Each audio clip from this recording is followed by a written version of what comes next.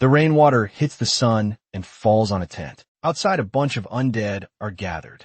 Someone bangs on the door, desperately asking to be let in. He says he's Jong Hyung inside. People are hiding while he desperately begs to be saved. However, the door is being blocked by 3 guys, and one of them wonders what they are going to do. That's when a blonde girl shouts, telling them to let him in.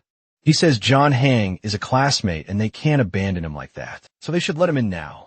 However, one of the guys says that it's crazy, because surely he must have already been bitten by the zombies. She points out that leaving him out there, screaming for help, is the same as killing a person. One of the guys grits his teeth.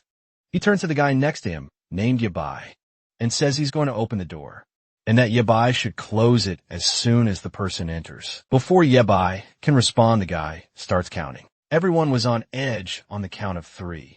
He turned the doorknob, however.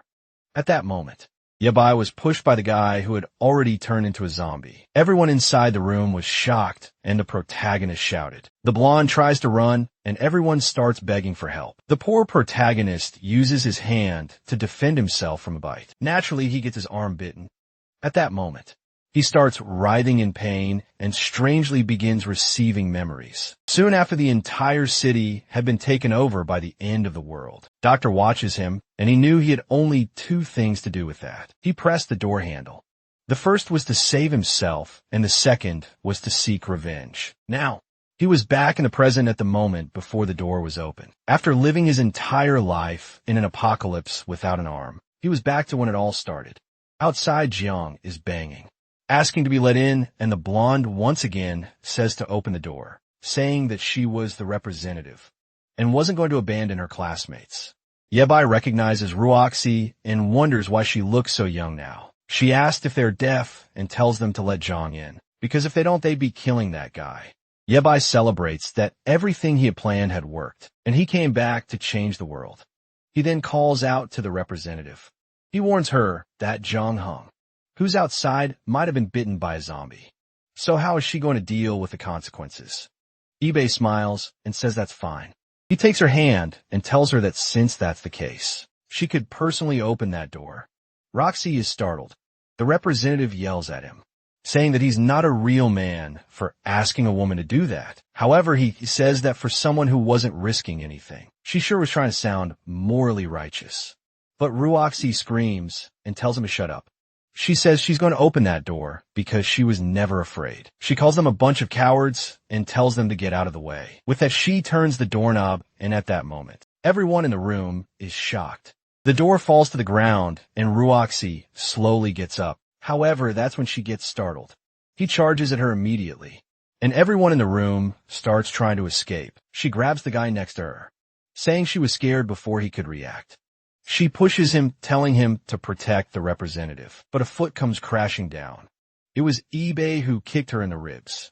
The guy threw her as bait for John Hang, but at that moment, someone grabbed a screwdriver and they blew the zombie's head apart. The poor girl was drenched while our boy just had a sinister grin. However, she falls outside.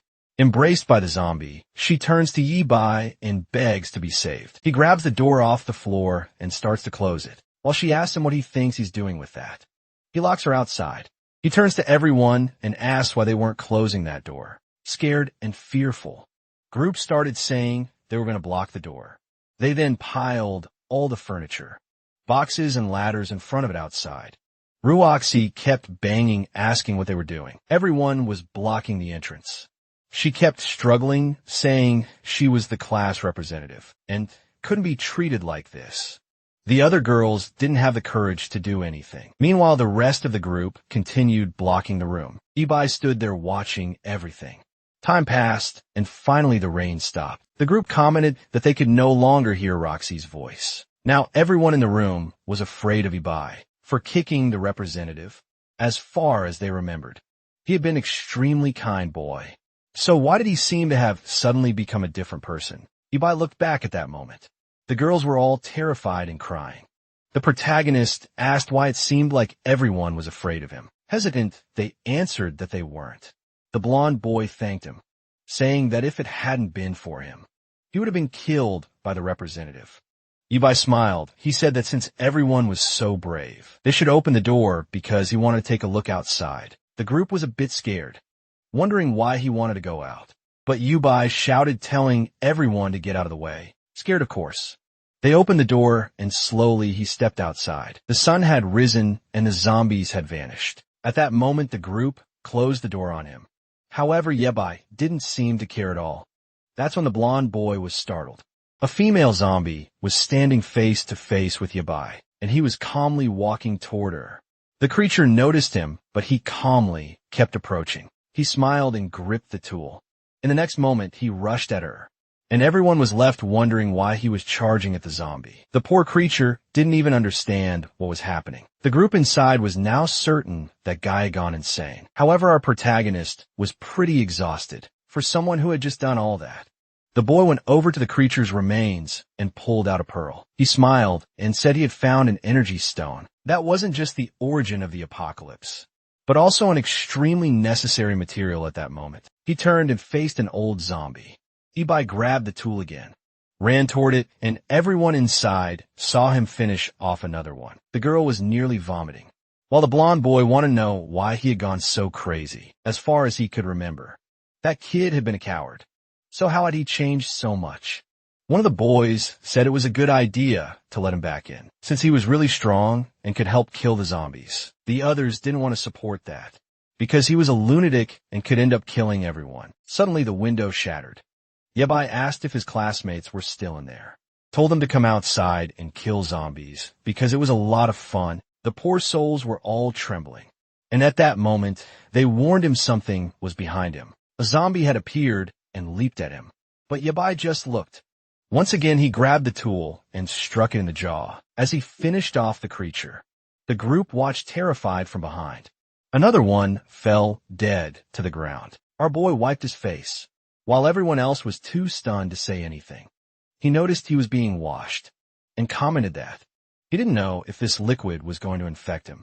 He said he wanted to travel with his friends, but it was too risky since he didn't want to hurt them.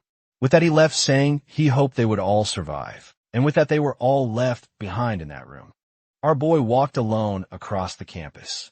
He climbed the stairs, while thinking that this was the beginning of the apocalypse. The number of creatures kept increasing, along with humanity's fear and despair. Professor Zanhan named this period the Dark Era in his past life. He had to tear off his own arm to survive that day. For 15 years, he endured hunger, despair, and torture until he finally met a man known as the Mechanic. Calmly, he walked through the streets. Some people watched him from hiding, wondering if he wasn't afraid of dying.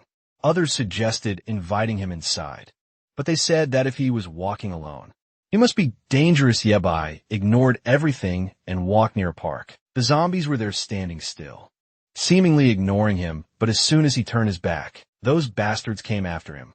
The blonde boy shouted that the kid was going to die, and the old man said it was crazy to go out looking for food in a world like this. However, Yibai just smiled. One more swing, and another zombie fell to the ground, and the guys watching wondered where all that courage came from. A girl muttered that sooner or later she would kill that bastard man. What's that about our boy is killing zombies? Why are you mad at him, girl? After finishing off 3 creatures, our boy was exhausted, but then he heard something else. A flock of birds coming from behind. 3 more zombies were approaching. He quickly realized he couldn't handle all of them. A zombie slithered toward him, and he ran off. He knew the previous noises had attracted a horde to that place. From inside another house, a spunk watched, saying that kid was running straight toward them. That's when Yibai noticed a convenience store next to him. He started banging on the door. Asking to be let in, he looked at the camera and said he needed help because he was being chased by a horde of zombies. The old man on the other side said it was ridiculous, and no one would ever open the door for a kid like that. But suddenly the gate began to rise. At the same moment, a zombie turned the corner. It leaped toward him, and Yibai hit it in the head again. But an old woman was coming down the avenue, and he struck her in the face with the tool as well. He dove under the gate and rolled inside. But finally he was safe for a while.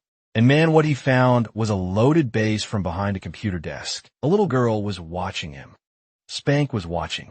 The guy of the mohawk turned and told Brother Centipede that a student had killed about 6 zombies on his own. The least cliché guy in the apocalypse laughed, as always, surrounded by women.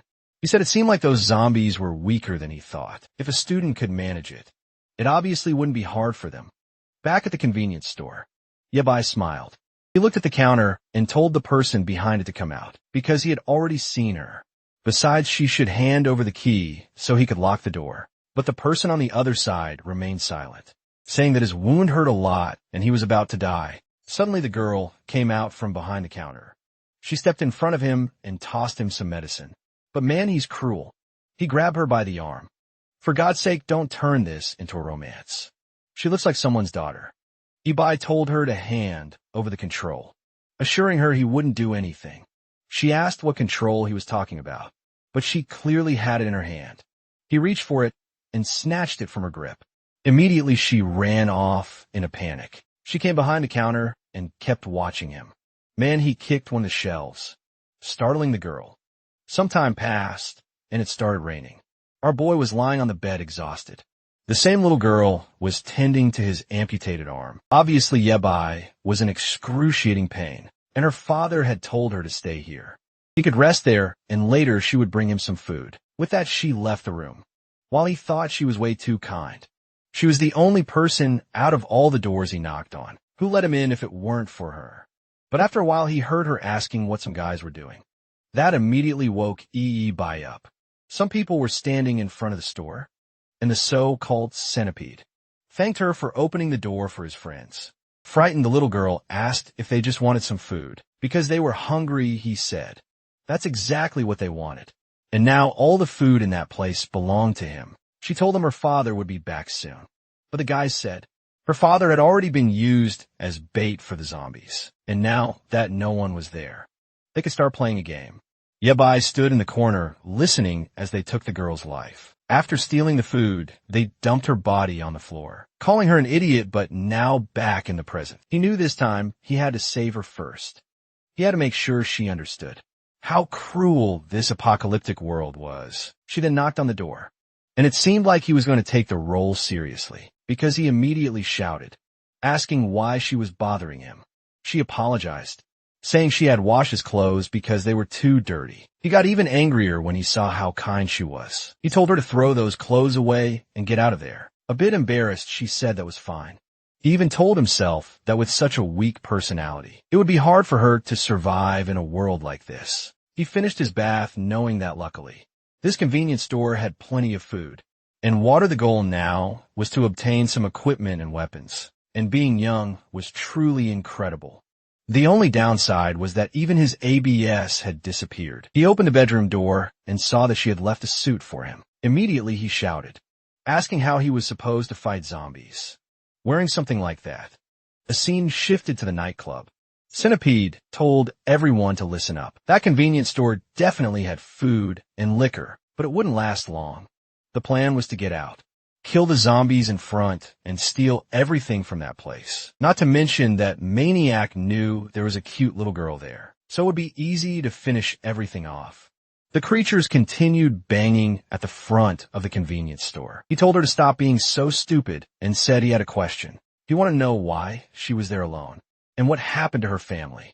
She explained that her father had gone to gather resources, but hadn't returned at that moment. He slammed the table, asking if she was stupid for letting him in alone like that. What if he had wanted to do something bad to her? How would she defend herself? Frightened, the girl said that he had said he was hurt and covered in blood, so she was afraid of letting him die out there. The personality like that, she would just be a burden, so it would be easier for him to kill her and save himself the trouble. However, since it would be boring to be alone from now on, she would have to obey him. He warned her that she'd have to do everything he said, or he would kill her on the spot. Or rather, the zombies were heading toward them. They went out with courage. But after seeing the first one get devoured, they all hesitated. They began questioning whether these creatures were different from the ones the student had killed. But Centipede told them to charge ahead, or he would kill the whole group himself.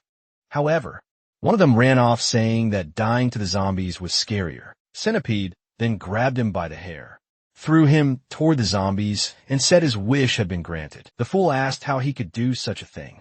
While he was being devoured, The rest of the group was finishing off the creatures. The problem was that centipedes soon realized there were too many, and they would have to flee. Meanwhile, the convenience store had become peaceful. Little girl climbed the stairs and brought some ramen to our boy, saying she had made it for him. She also brought the hot water he had asked for, but he told her to get out of there because she had done enough. He warned her that unless he called for her, she better not come into that room.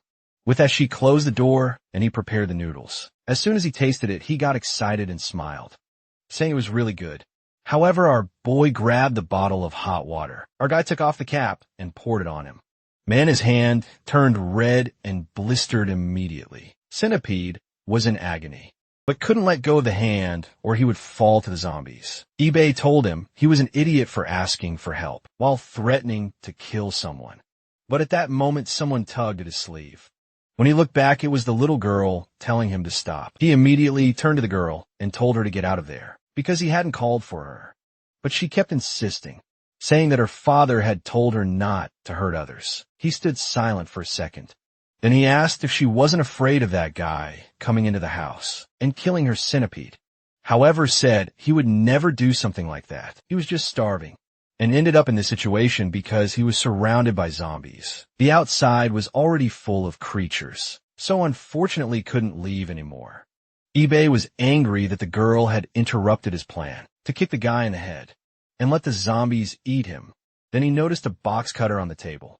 Centipede came in thanking her for her kindness, but he warned that now that he was inside, this was his territory, and anyone who refused to obey would have to die.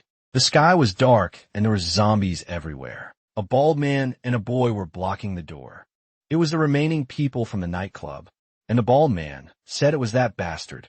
Centipede's fault for dragging everyone into this. The girls were all screaming in panic, and they didn't know what to do, because now that bastard must be dead. The worst part was that the wooden door was about to be destroyed by the creatures. Outside, the bald man couldn't see a way to keep the place standing. He called out to the girls, telling them to come help block the door. But as he looked at them, he thought to himself that he would have liked to enjoy them more. But unfortunately, that wasn't going to happen. The only way to survive was to run away and let them die. Centipedes stood in front of you.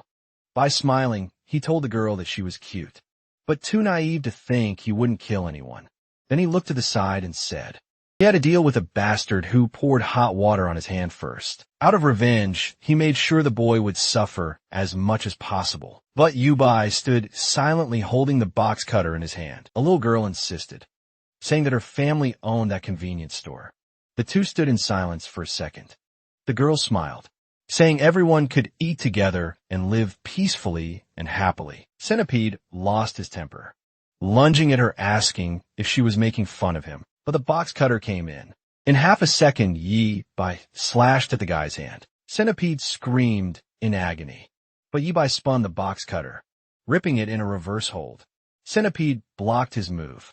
Our boy was aiming for his throat, but it was undeniable that the guy was much bigger and landed a kick to Yi-Bai's stomach. Our boy was thrown back and the girl fell to the ground with him. Bleeding, Yi-Bai walked across the room toward him. That someone had made him this mad.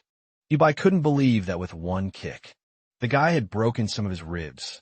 Our boy was in agony. Centipede wanted to know how he had killed a zombie so easily earlier. Yi-Bai said he wouldn't tell, and the guy replied that he was asking for death. He began stomping on him, saying eventually he would change his mind. The little girl was just watching. Yi-Bai was using this as an opportunity to teach her a lesson. He then told the guy to stop, saying he would tell him. Centipede told him to explain quickly, promising he would cause the least amount of pain when he killed him. But Yi-Bai spat blood in his face. Of course, this did make the guy happy. He threw Yi-Bai against the wall and kicked him in the stomach again. Centipede asked if he thought this was fun and started stomping on him again. Manny told Yi-Bai to die and hit him in the jaw. I think our boy's attempt to teach a lesson is going a bit too far. But that's when the shift finally came. The little girl whipped him across the neck. He shoved her hard. He screamed in a rage, saying they were both going to die. But time was up, and Yi-Bai landed a blow to the back of his neck with a stick. With that, Centipede passed out on the floor. Our boy was exhausted and could barely stand, seeing the pool of strawberry juice. She wondered if she had really killed someone. eBay then placed a hand on her shoulder. He told her it was okay because she had done what was necessary. Besides, that bastard was an evil man. Confused, she asked why he had acted that way, when all she had done was try to help him. But that's when eBay told her that bastard wasn't dead. She seemed excited and said that if that was the case, she should save him, but our boy threw her aside. He slammed the door, muttering that this girl really made him mad. Not to mention that bastard had now dirted his whole room. He grabbed Centipede by the leg and dragged his body toward the window. Then with a swift kick, he sent him flying to the zombies. Manny fell to the ground like a piece of trash. And for the zombies, it was a feast and they all gathered. That's when the poor guy opened his eyes, just in time to realize he had become a meal. eBay muttered outside that Centipede was lucky he hadn't cut off his limbs first. That's when he heard another sound. Nearby in the house, directly in front of him, a guy was hanging trying to escape the zombies. Then someone called out to him.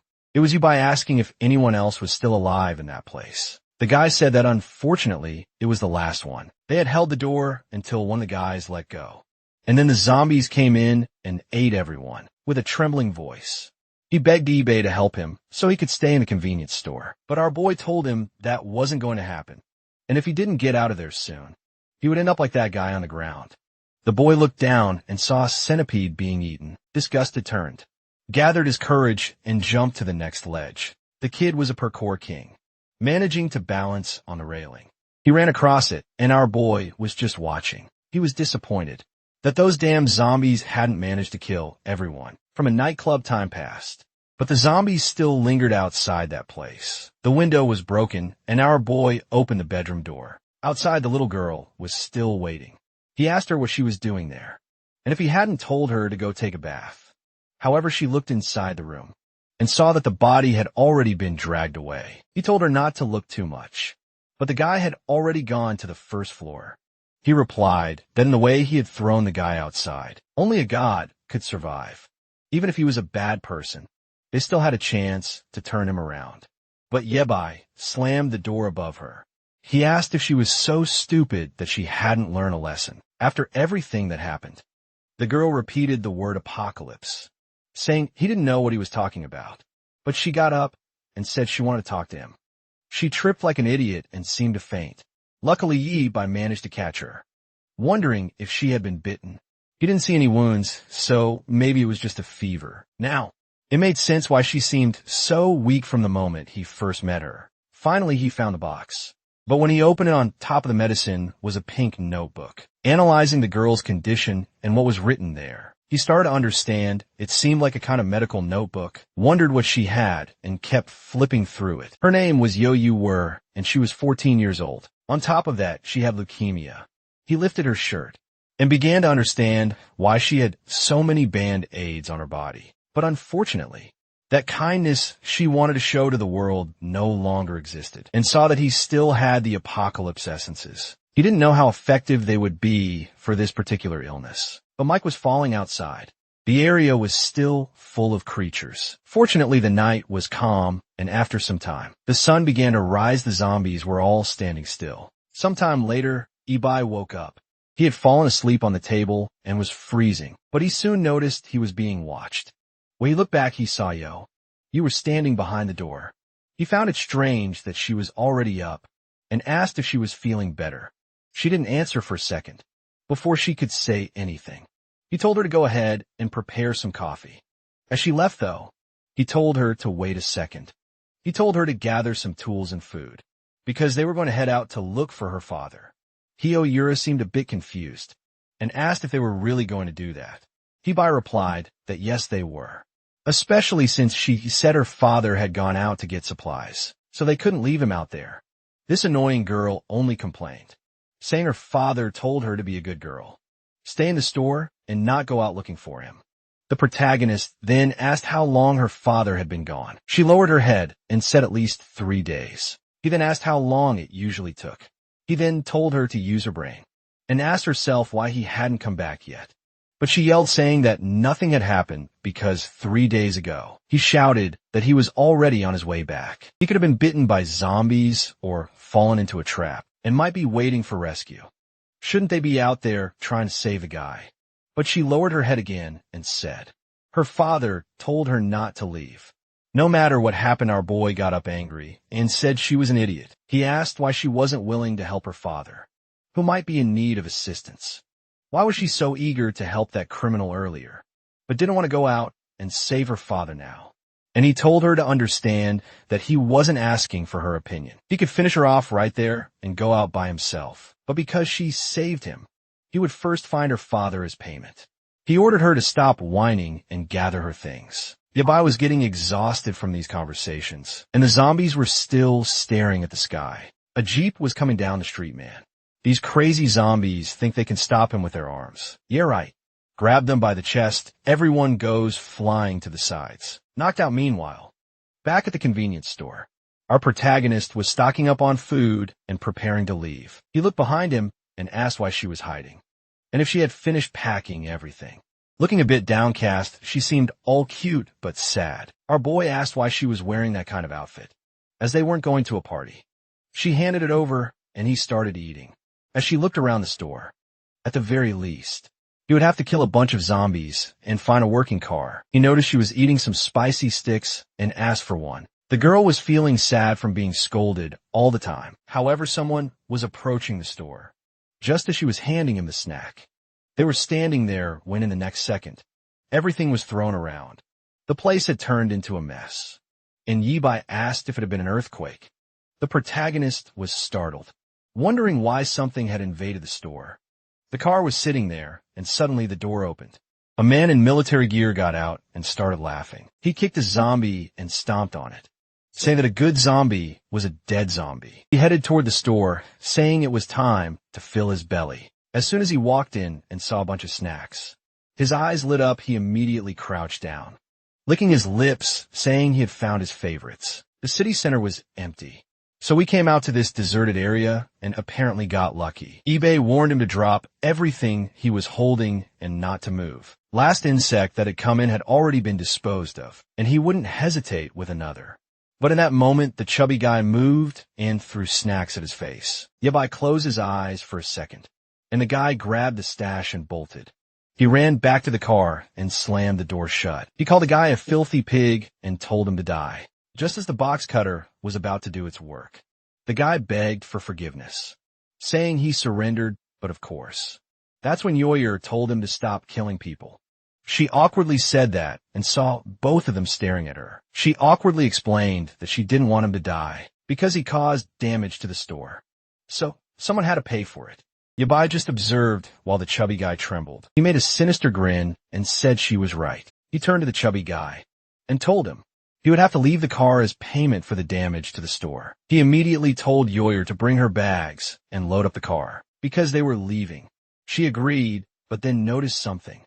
Chubby guy apologized, saying he only destroyed the door because he was starving and didn't know they were inside. Then Yoyer stepped outside with her bags and was startled. There was a horde of zombies approaching because of the crash. Chubby guy was scared, wondering why there were so many. Yoyer quickly jumped into the car. He closed the door, and the chubby guy told him to buckle up. He immediately floored it because several zombies had lashed onto the car. He gripped the seat as the truck ran over everything, and the chubby guy hit the gas hard. Man, he was tearing through the city, but the bastard seemed to be enjoying it. He was even drifting like he thought he was in Fast and Furious. Yabai told him to drive properly. The chubby guy tried to explain that they needed to kill the zombies first, or they wouldn't be able to get through. But that's when our boy asked Yoyer what address her father had gone to for supplies. She said that in his last call, he was heading to the Fudong supermarket. The chubby guy said that place was crazy, since it was always packed and must be crawling with zombies. They seemed to escape the horde, and the chubby guy said if things got boring, you could turn on some music. At least on the road, they could calm down a little. The zombie lying on the ground with a branch in its hand raised its arm as the car approached man. The chubby guy had no mercy and ran right over it as he sang along to some music and ate candy. Clearly this bastard was enjoying the whole process, and Yabai told him to be quieter because he wanted to rest a bit. But the chubby guy said not to worry as the car was very tough. So there was no problem. Yabai, however, raised the box cutter, and asked if he wasn't going to listen. At that moment, everything went silent, and he stopped the car. Our protagonist told him that he didn't order him to stop the car, just to stop making noise. Yo, you were. And our boy screamed in frustration. He cursed the bastard who apologized, saying he forgot there wasn't a gas station nearby. He started eating frantically. He might as well die with a full stomach. You, on the other hand, began to hear some noises approaching. A huge zombie appeared right in front of her window. The car had stopped right in front of a park, and the horde of zombies was starting to surround them. The protagonist knew that even if the car wasn't destroyed, they were going to die trapped in there. But that's when a knife behind his seat caught his attention. The zombies were banging on the window. Suddenly someone kicked the door. He pulled out the machete and slashed through another one inside. Yoyuer was terrified watching everything. Bar Boy was celebrating, saying the blade was sharp. Another zombie approached, and he remarked that for amateurs like these, this kind of weapon was more than enough. He landed another strike, and two more approached. He glanced to the side, kicked one in the chest, and finished off the other. The chubby guy inside the car was stunned watching everything. He couldn't believe that this student was so strong. Yabai banged the handle of the knife on the car and told the chubby guy to get out. The chubby guy was terrified, but our boy warned him that if he stayed inside, he'd die sooner or later anyway, while he dealt with the zombies. The chubby guy was supposed to start collecting some gas. He reminded him that he had been sitting the whole trip, so he better know how to handle a vehicle. Yabai told you were to stay in the car and not leave, as it was too dangerous. But in the next second, Yabai had already killed the first zombie. The poor chubby guy couldn't believe that this boy had no fear at all. Yabai moved on slashing through another one. He looked back and told the guy to hurry up. But then the chubby guy remembered that there were some gasoline canisters in the truck bed. He realized how useful Yabai was and wanted to make better use of him. He looked back and asked what the guy had said. But if they waited a little, he filled up the tank. Yabai told him to wait and do that later. Our boy said he needed help collecting something. He opened his hand, revealing a green pearl. He explained that they were found in the brains of zombies. And while he killed them, the chubby guy was supposed to collect them. Poor guy, who had never done anything like that before, started sweating, but eBay said it was easy and showed him how to do it. He quickly demonstrated the process and asked if the chubby guy understood. Obviously, the guy said it was too disgusting and he'd rather stay in the vehicle. Yabai warned him that if he went back to the vehicle, he'd end up as ground meat.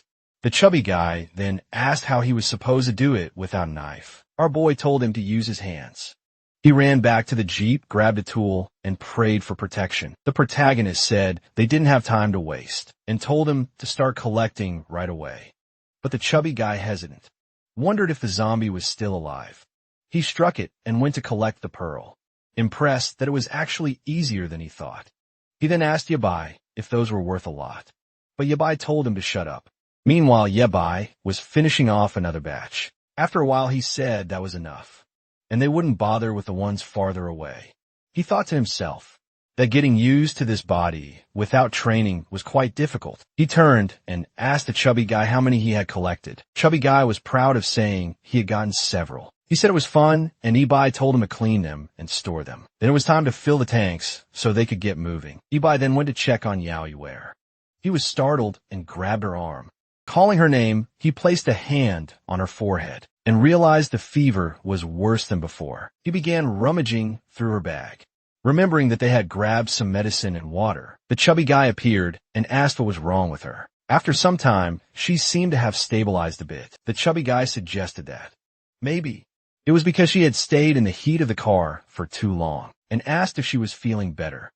Yabai, not in the mood for chit-chat, threatened him again. He said they had lost time, because the chubby guy pretended they had no gas, and if he hit anything else, the next person to die would be him. The chubby guy immediately apologized, saying he would never hide anything again. Yoyuer seemed to wake up, and the car continued down the road. After a while, the chubby guy complimented our boy's swordsmanship and asked what his name was. Our protagonist replied that it was polite to give your own name before asking someone else's. His friend had left this truck at the shop for repairs and never came back to pick it up because of the apocalypse. But suddenly Zhao Hang slammed on the brakes, and our boy had to hold on as he drifted on the road. explained that the entire road ahead was blocked by burning vehicles. The problem was that Yeo-yu was still trembling. At least now, she had stood up. When she looked out the window, Ibai said it didn't seem like they would be able to get to the side. Yeo-yu just watched silently with nothing much to say. Yabai replied yes. But first they would need new weapons and equipment. He asked Zhao Hang if he knew where they could find an electrician or a weapon store. Zhao Hang thought for a second and said he knew. He had a friend from his hometown. Let's talk about a blacksmith. Caught Yi Bai's attention. Zhao Hang said there was a good chance the guy was still alive, and even if he wasn't, there would likely be plenty of items in his house. The mashi he was holding had been made personally by this guy. Yi Bai thought it would be perfect to have lots of resources to craft a decent weapon. Zhao Hang then began telling stories about the times he and his friend had spent together. But you were told him to be quiet as our boy had fallen asleep for a bit. Zhang got out of the car and said, finally the airplanes have arrived. Many years had passed, but that place still looked the same. Our boy asked if that place wasn't a dump, and said this trip had better be worth it, or Zhang would be buried there. But as always, they would have to clear the place out before entering. Ibai asked Zhang if any of those zombies looked like his friend. Zhang seemed unsure, and our boy just told him to collect the pearls. But then someone told him to wait. But Ibai told her she risked fainting or getting bitten, which would only get in the way. But she insisted, saying she was fine now and would be careful. Zhang said that since she was brave, he would dig and she could collect the pearls. Yabai warned that if they were bitten, Yoyuru realized that Yabai didn't feel any pain. With that, he began slashing through the zombies. Meanwhile, the chubby guy was collecting the pearls and chatting with Yoyuru. I was putting them in bag.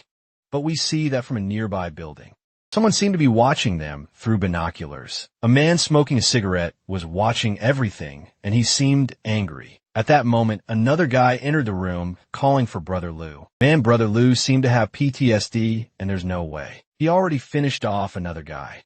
He said he wouldn't repeat himself again about knocking. Before entering, another guy outside was trembling. Liu asked the rookie what they had come to tell him trembling. The guy said they had seen some people invading the blacksmith shop next door, was killing all the zombies alone, and seemed very strong. Lulu just kept thinking. He then turned to his servant, who was obviously there. Right, guys, she brought him some instant noodles.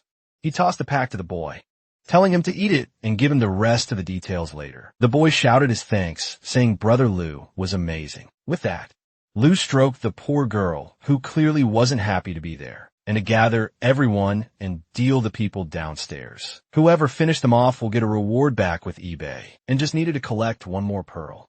Inside, he kicked open the door and found a fully equipped blacksmith shop. As he slowly walked inside, he examined each item. He saw the anvil. So someone must have been there recently. The chubby guy then mentioned that the house didn't seem to have any holes, but he didn't know where the blacksmith had gone. Our boy told him to bring some pearls and material from the cars. He also told him to sharpen his blade. The chubby guy wanted to know why he didn't just take the many weapons hanging on the wall, as they were already finished. But Ibai explained that in a week, those kinds of weapons would be useless.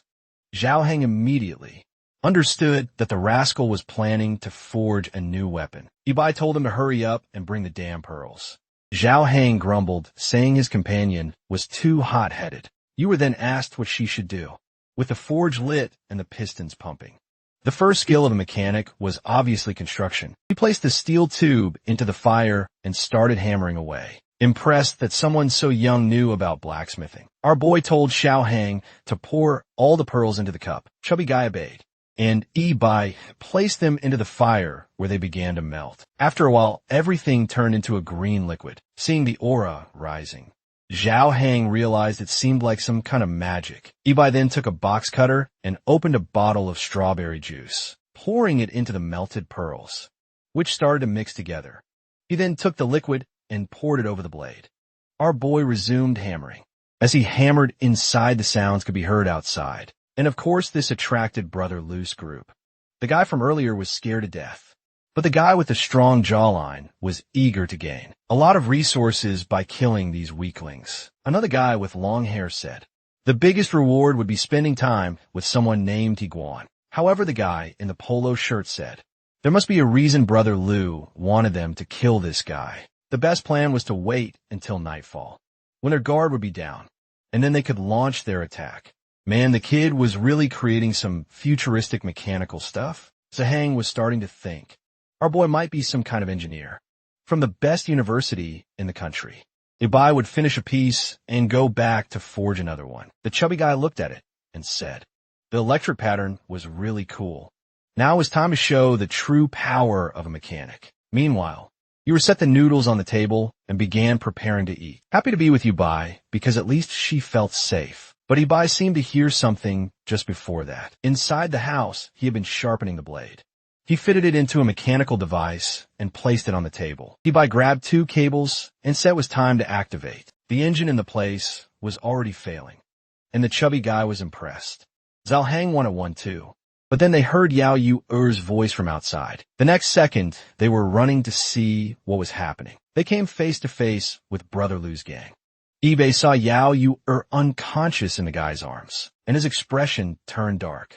The bald guy at the front told him to drop the weapon, or the girl would die, but Ibai just raised his arm, slashed the ground in a shockwave, cut the guy in 2 in a panic.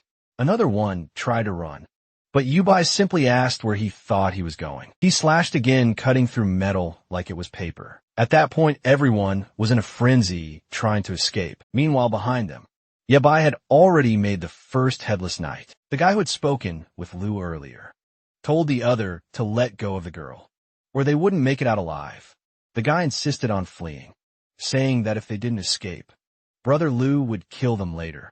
That's when a lightning slash passed in front of them and from behind. Ibai was slowly approaching, but then Zhang Han shouted, warning him that a horde of zombies was approaching from behind. The strange thing was that they were moving much faster than before, as if they had been injected with something.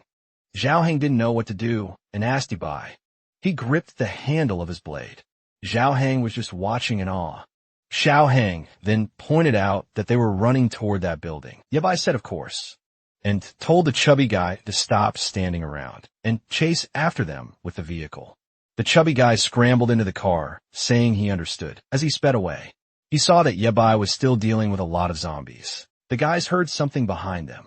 Of course, it was Zhao Heng's car, and they jumped into the bus. Zhao Heng hit the brakes and saw they had arrived at what looked like the base of those guys. He got out of the car, not knowing what to do since the entrance was blocked by the bus, while the 2 from earlier fooled with you were. Other guys inside the building watched him through the windows, seeing that he was just a lone chubby guy. They thought it would be easy to deal with him. They got off the bus and told him to leave the car there, or everyone in that building would end up roasted. Zhao Heng said he wasn't afraid and told them to come at him. Guy in the cap ran at him, boasting that he had killed more people than Zhao Heng had eaten. Chicken Man, considering Zhao Heng's size. That was a bold statement. But Zhou Hen just bragged himself and said they were looking for death. That's when the green crescent moon slashed through, and of course, the guy was split in half. Man, the bus behind him was shattered as well. Dao Hang was amazed that our boy had already killed all the zombies, but Ibai just ignored him and told him to follow. They were going to save Yao Yuer. He prepared another attack and sliced the bus in half completely. Yabai, with mirrors of steel, was walking out in the open, seeing that Yabai was a fool. One of the guys threw a knife at him. He slashed back, and another one was down from behind some crates, but Yabai dodged it with a quick dance step and sent another green crescent slash. Then someone fired a gun, luckily for Yabai. He was like Neo from the Matrix and narrowly dodged the bullet. Brother Lu, watching, remarked that Ibai seemed brilliant. He tried to explain that he liked talented people like Ibai, but Ibai just raised his blade.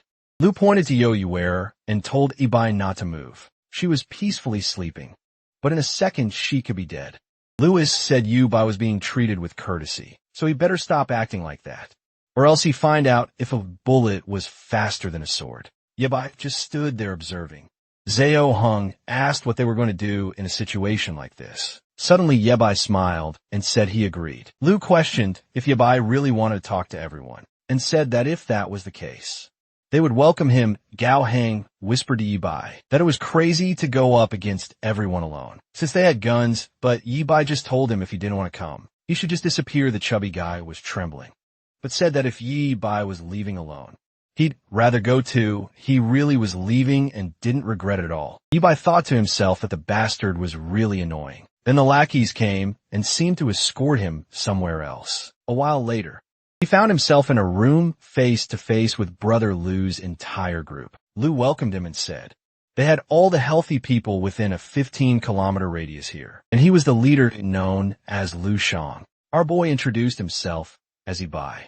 Lu was confused, wondering how Ibai knew him and how he knew how all this began. Ibai complimented Lu on realizing the disaster was coming and stockpiling so many supplies. He also mentioned that Lu's current plan was probably to establish the Nether Dragon Association. Lu Shang was even more confused. He said he had only shared that name with a handful of people. So how did Ibai know all of this? But our boy showed him the pearl and said he knew Lu was more interested in that. Lu Shang, tired of this, told Ibai to spill everything he knew. Ibai stayed silent for a second. Then he said that the zombie infection might have started with a virus that spread through birds. From another country, others claimed it was a kind of nuclear weapon designed to reduce the population. And the craziest theory was that an alien meteor had crashed on Earth carrying an unknown virus. Ibai said he believed Lu Shang had heard of these three possibilities, which was why he had moved the city center people to this isolated location. Lu Shang said yes, he knew a little secret about the virus. He pulled out 2 purples from his pocket and said he still didn't understand why they existed, but he figured Ibai's big project and the sword he was carrying had something to do with it. Ibai confirmed this, but he said he would need help with a few things. Luo Xiang agreed, but said he wanted to see the sword first. But Luo Xiang reminded him about the girl beside him. No one wanted a sad ending there. Ibai stayed silent, reluctantly handing over the sword. But as soon as Luo's lucky touched it, he nearly collapsed. He took it to Brother Lu, saying it was impossible to use something that heavy. Lu didn't believe it and tried to lift it himself, but when he realized he couldn't even pick it up, he admitted the day was full of surprises. Our boy explained that in this apocalypse, as soon as someone started getting infected, a pearl began to form in their brain. But the longer it stayed inside the zombie's head, more energy it accumulated. The energy inside the pearls could adapt well to the human body and could also be used to make powerful weapons. Lu was intrigued by the idea that the pearls could adapt to the body. Ibai said it was possible, but most people ended up becoming zombies. Lu wanted to know what happened to those who didn't become zombies. He connected the 2 power cables, creating a green energy. With that, a blackout occurred. Lu immediately asked what was going on. But in the same moment, Ibai grabbed the sword. He lunged toward Lu and slashed at him, but the blade missed its mark. He countered with a quick shot. But Ibai dodged it. Ibai tightened his grip on the blade. The trembling man admitted he had been careless. Our boy simply said that the damn Nether Dragon gang would die here today. In the future, they would become famous for the weapons they would create and the slavery system they would establish. But before any of that could happen, he was going to annihilate everyone. Another slash and more bodies were left in pieces. The entire floor was destroyed. Ibai felt relieved that Yahello was still asleep. He gently stroked her, thinking that although the apocalypse was cruel, he didn't want her to witness such scenes. But suddenly someone appeared at the door. Ibai turned and saw, of course, the coward Xiao Hang who had run off earlier. He came in with a flashlight, amazed that Ibai had wiped out everyone. Ibai simply confirmed it. He picked up a weapon from the ground and said he had successfully completed the objective, and not for you, Air. Ibai explained that in this new world, weapons had gone through many changes and were extremely dangerous. Now Zhao Hong was curious about what Ibai planned to transform it into. He praised Ibai's plan to have him toss some pearls into the generator, saying it was very clever. But then they heard a bottle hit the ground.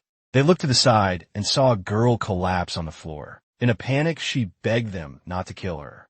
Zhao Hong, ever the fool, asked why there was a beautiful damsel in distress here. The girl explained that she had been captured by Luo Xiang and had been living there like a slave, suffering every day with no relation to his gang. Ibai then asked if she knew where Luo Xiang had hidden the rest of his resources. She said she did and offered to take them there on the way. Xiao Hang asked where she was from. and she replied she was from the eastern city. In the middle of their conversation, they stopped in front of an elevator, and she said the storage room was unfortunately on the 6th floor. Yibai told Zhao Heng to hide with you, while he went with the girl to check out the storage room. Meanwhile, in the wreckage of the battle, the guy from earlier was calling for help. He was shocked when he saw Brother Luo's body sliced in half. Slowly, he tried to stand up and noticed a pearl in front of him. He remembered Yibai calling it the black metal energy, and Lu Xiang saying that eating it might make someone a god. Desperate and with no other options, he swallowed it immediately. His pupils contracted. Thunder struck outside as Yue woke up in the room. She asked Zhao Heng where they were. He told her to calm down. At that moment, Yibai entered the room.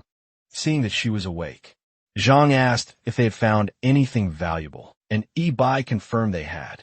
But it would take until tomorrow to move it all, especially since it was raining outside. Yibai simply told him to forget about her, because he needed to sleep and rest, as the streets would be crawling with zombies. Now the scene shifted to a girl taking a shower. She was calmly relaxing when a man appeared. But the man said that with the rain outside, no one could hear her, but then the door cracked open. But boy, he made a big mistake. The girl heard a scream, and upon checking, the fool was thrown against the wall, and the blonde girl screamed in terror. The creature stood still, staring at her. The monster paused for a second. It saw itself in the mirror and collapsed to the ground, saying it wasn't a monster. It began asking why it had transformed like this. The creature pounded the floor, saying it didn't want to stay like that. The blonde, confused, asked who he was. He explained that he had been shot, but had consumed his zombie pearl and his body had started to mutate. The blonde was perplexed by this. Talk of humans transforming by eating the black metal from pearls. A guy said that someone named Yibai had explained this to him, saying he had taken the pearl from a monster's head. The blonde seemed to recognize the name and ran toward him, asking if he had really mentioned Yibai. The crazy girl suddenly got braved, demanding to know where Yibai was. The monster said that Yibai had arrived in the Subin city recently and had killed everyone in a building. But the monster told her it was impossible to kill him because he was incredibly strong. The blonde said she was in this state because of that bastard. Two were enemies. She stood there for a moment thinking, and asked if he wasn't strong since he had killed that guy. In a second, the monster explained that he felt strong, but couldn't control his power. Well, then he asked if she wasn't afraid of him. She gently stroked his arm. She would let him do whatever he wanted, man. This girl was crazy. Did she not realize he was a giant monster? She smiled, saying the plan was set. However, he didn't seem to be doing well, and she asked what was wrong. The night passed, and the next day dawned. Our boy got ready in the warehouse. They found more instant noodles. Now that they had gathered everything, it was time to leave. They walked down the stairs talking about supplies. But the chubby guy suddenly got scared. He started crying, panicking, saying they couldn't even open the door. Yibai was deep in thought, realizing that the damage was too big for just a rainstorm. He told Xiao Hang to step aside, then slashed the dented part, got into the car, and Zhou Hang cheered that at least the engine was still working. He then asked if they were heading to find Yuri's father now. Yibai simply said yes, and they hit the road. The chubby guy was excited, saying that driving a convertible was amazing. But then they attracted the attention of some zombies. Looking to the side, they saw a girl and a group of students running from a horde. Those were Yibai's former classmates, and he was surprised they were still alive. The group was running, desperately begging for help. The zombies were closing in, and of course one clumsy girl tripped and fell. The creatures were about to reach her, when a green crescent slash cut through everything. The students were shocked. They were even more startled when they saw Yibai approaching. He smiled, saying he had found his classmates again. They started thanking him, saying they thought they were going to die. The blonde guy remarked on how powerful Yibai had become, and asked where he had found such strength. Yibai ignored the question and asked where they were heading now. The blonde explained that after they fled the school, they heard about setting up a camp on an island, but many had been eaten by zombies along the way. One of them saw the car and immediately asked for a ride. Another came up, saying she was starving and asking if he had anything to share. Seeing how messed up the students were, Yibai told everyone to shut up. The ex-classmates, excited, said they'd do whatever he asked. Ibai smiled. He called over Zhang and told him to explain the rules. This time Zhang, thrilled, was now in charge of the others. The students were confused, but Zhang started explaining the process. He handed over the tools and began extracting the pearls, but one of the girls fainted. Yo-Yo, unfazed, reassured everyone that the heads were soft, so it was easy to remove the pearls. The group was terrified, wondering what this kid had gone through to be so calm. Zhang then distributed the tools to everyone, warning them not to get bitten. But the blonde guy was now curious, wondering why the green dancer wanted those pearls. Yabai kept killing while they collected. Yabai then told them to hand out some food.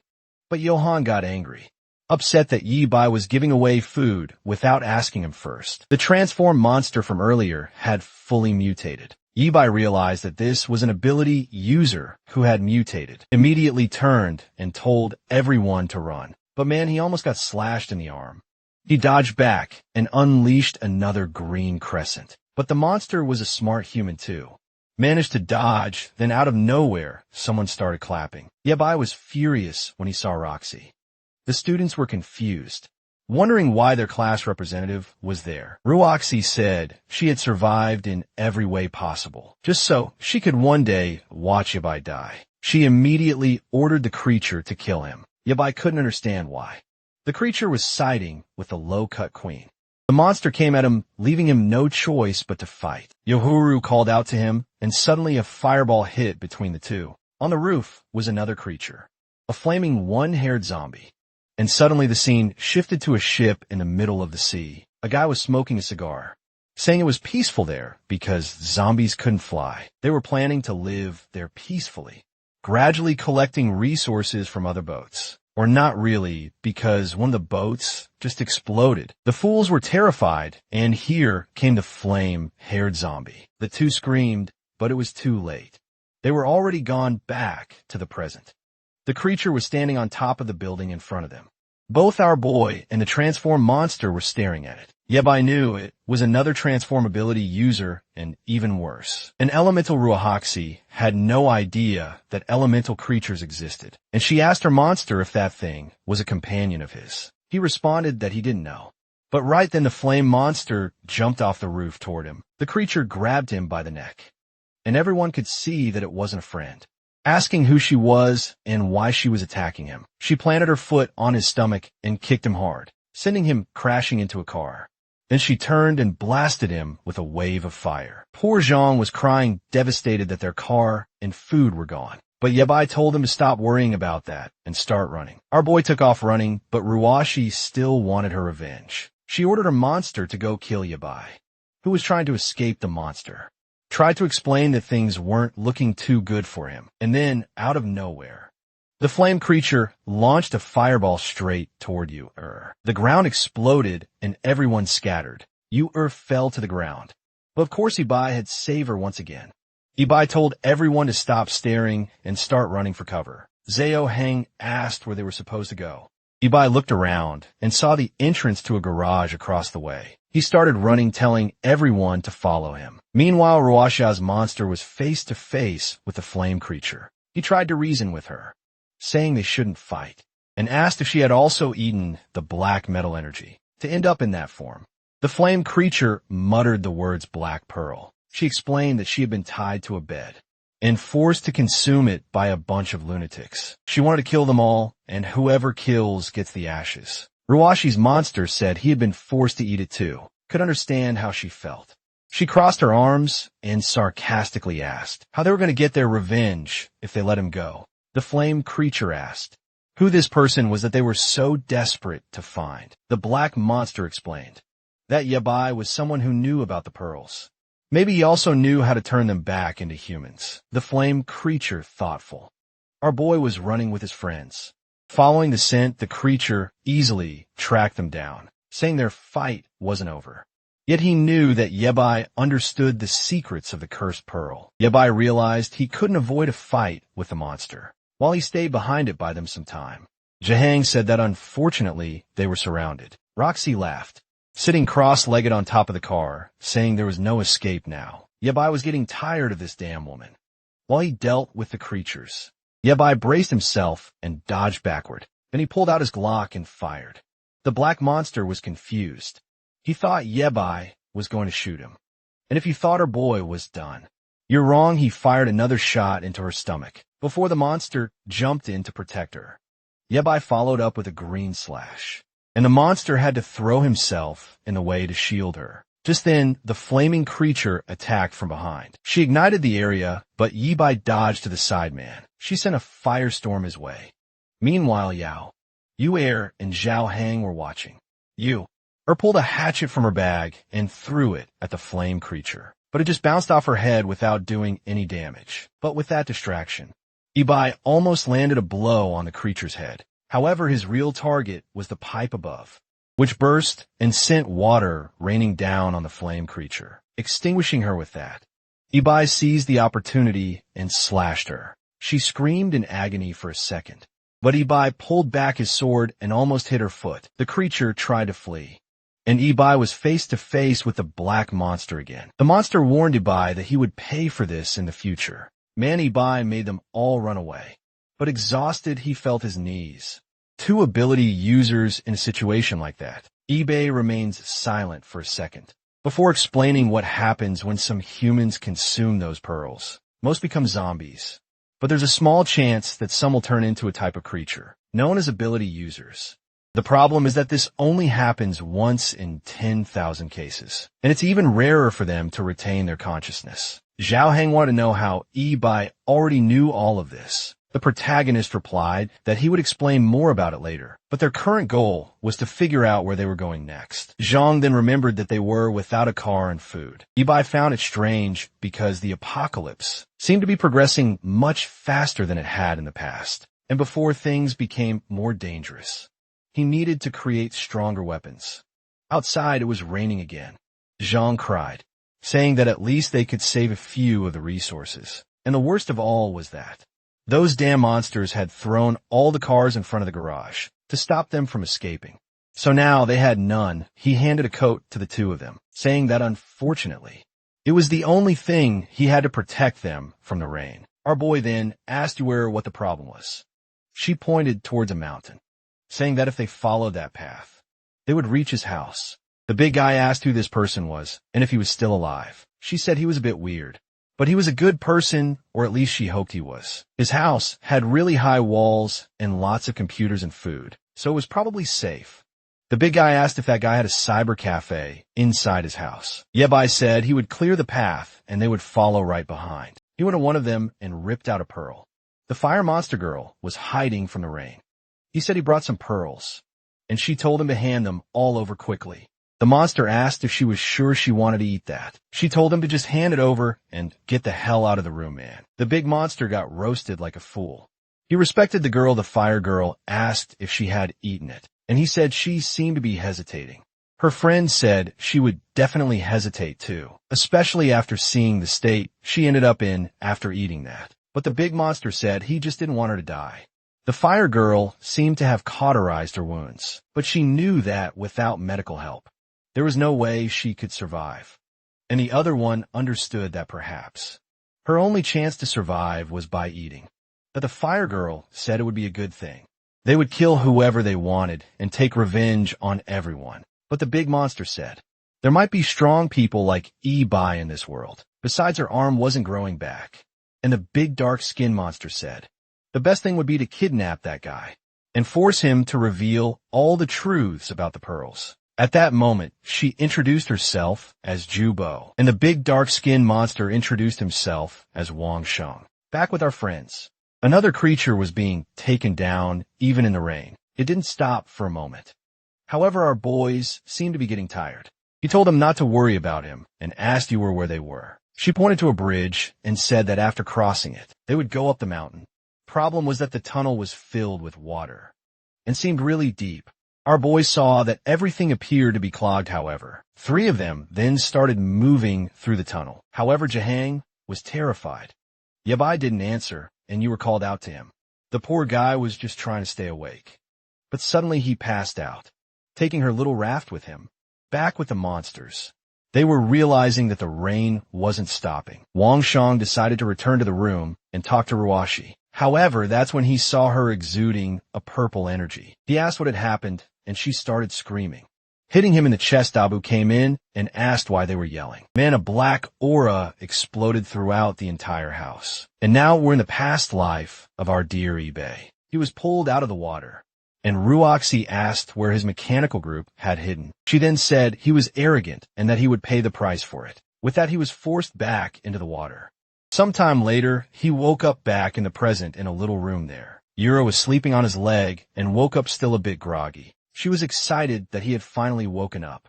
However, he wanted to know where he was at that moment. Yabai seemed upset that the big guy was still with them. Our boy asked how they brought him up the slope in such heavy rain. At that point, a gray-haired man entered the room and said he wanted to know that too. Then Yura got excited and called him Grandpa John. He explained that Jarang had pulled our boy out of the water, but didn't know what to do, and approached with a car to save everyone.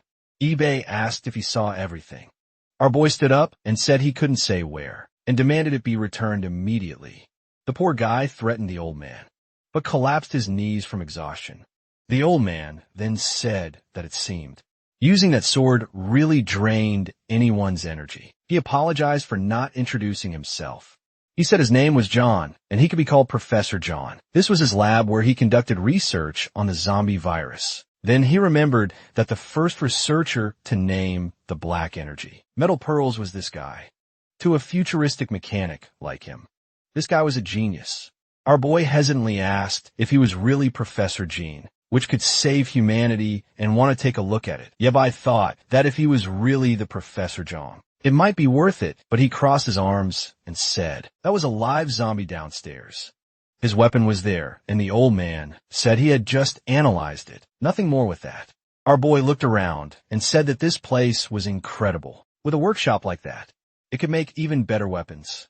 The old man asked if he had created that thing, and our boy confirmed it at that moment. The old man got excited, saying he wanted to see him make another. However, our boy said the manufacturing process was a secret. The old man complained, saying that was bullying. Our boy just said that if he gave them some good food for a few days, he'd think about it. And on the old man's monitor, he'd already seen information about the two of them a long time ago. Man, there isn't a single day of rest in this apocalyptic world. I even feel sorry for these zombies who are stuck with wet feet all the time. From inside the base, he was watching the cameras when John came in with a coffee, saying he was glad she was there. She said she was trying to do everything she could to help, and John congratulated her for keeping an eye out for more survivors. However, he warned that unfortunately, there was still no news of her father. She said that her father and Professor John were good people, so she was sure he was okay. That student didn't seem normal, knowing so much about this kind of technology at such a young age. And the big guy seemed normal, but he believed he was hiding some secrets. At that moment, the big guy appeared and told the old man to stop bad-mouthing him to others. In his view, the old man was the weird one for living alone in such a huge place, with a helicopter landing pad on top, a bunch of cars, gasoline for several years, and lots of solar panels, not to mention the mountains of food. The old man yelled, saying the big guy didn't know anything. He had been feeling for a long time that the apocalypse was coming, which is why he had been preparing for a long time. He was there in his house eating and living for free, and still had the nerve to speak badly of him. The old man also mentioned that his goal in this place was to save all of humanity. At that moment, the big guy got hit on the back of the neck. Our boy just told him not to move. He drew a little bit of blood, and Johang wanted to know what that was for. He just turned around and said that the zombies mutation was going to start soon. They didn't have much time. The old man was startled by the talk of zombie mutation. Meanwhile, outside, those earlier friends were just watching the zombies. Man, I had almost forgotten those guys existed.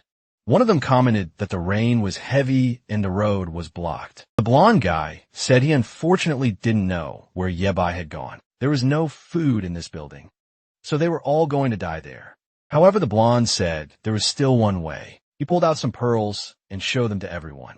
The others remembered that this was what they had taken from the heads. The blonde said that out of curiosity, he had kept some of them in secret.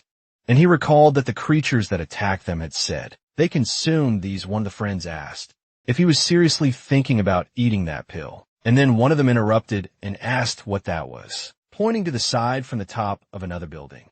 Purple smoke was rising. The blonde wondered why there was a tornado in that place. Meanwhile, back at Zhang's house, our post-apocalyptic mechanic was deep in his production. Zhang Han commented that he had been there for a few days and had no idea why he was so focused.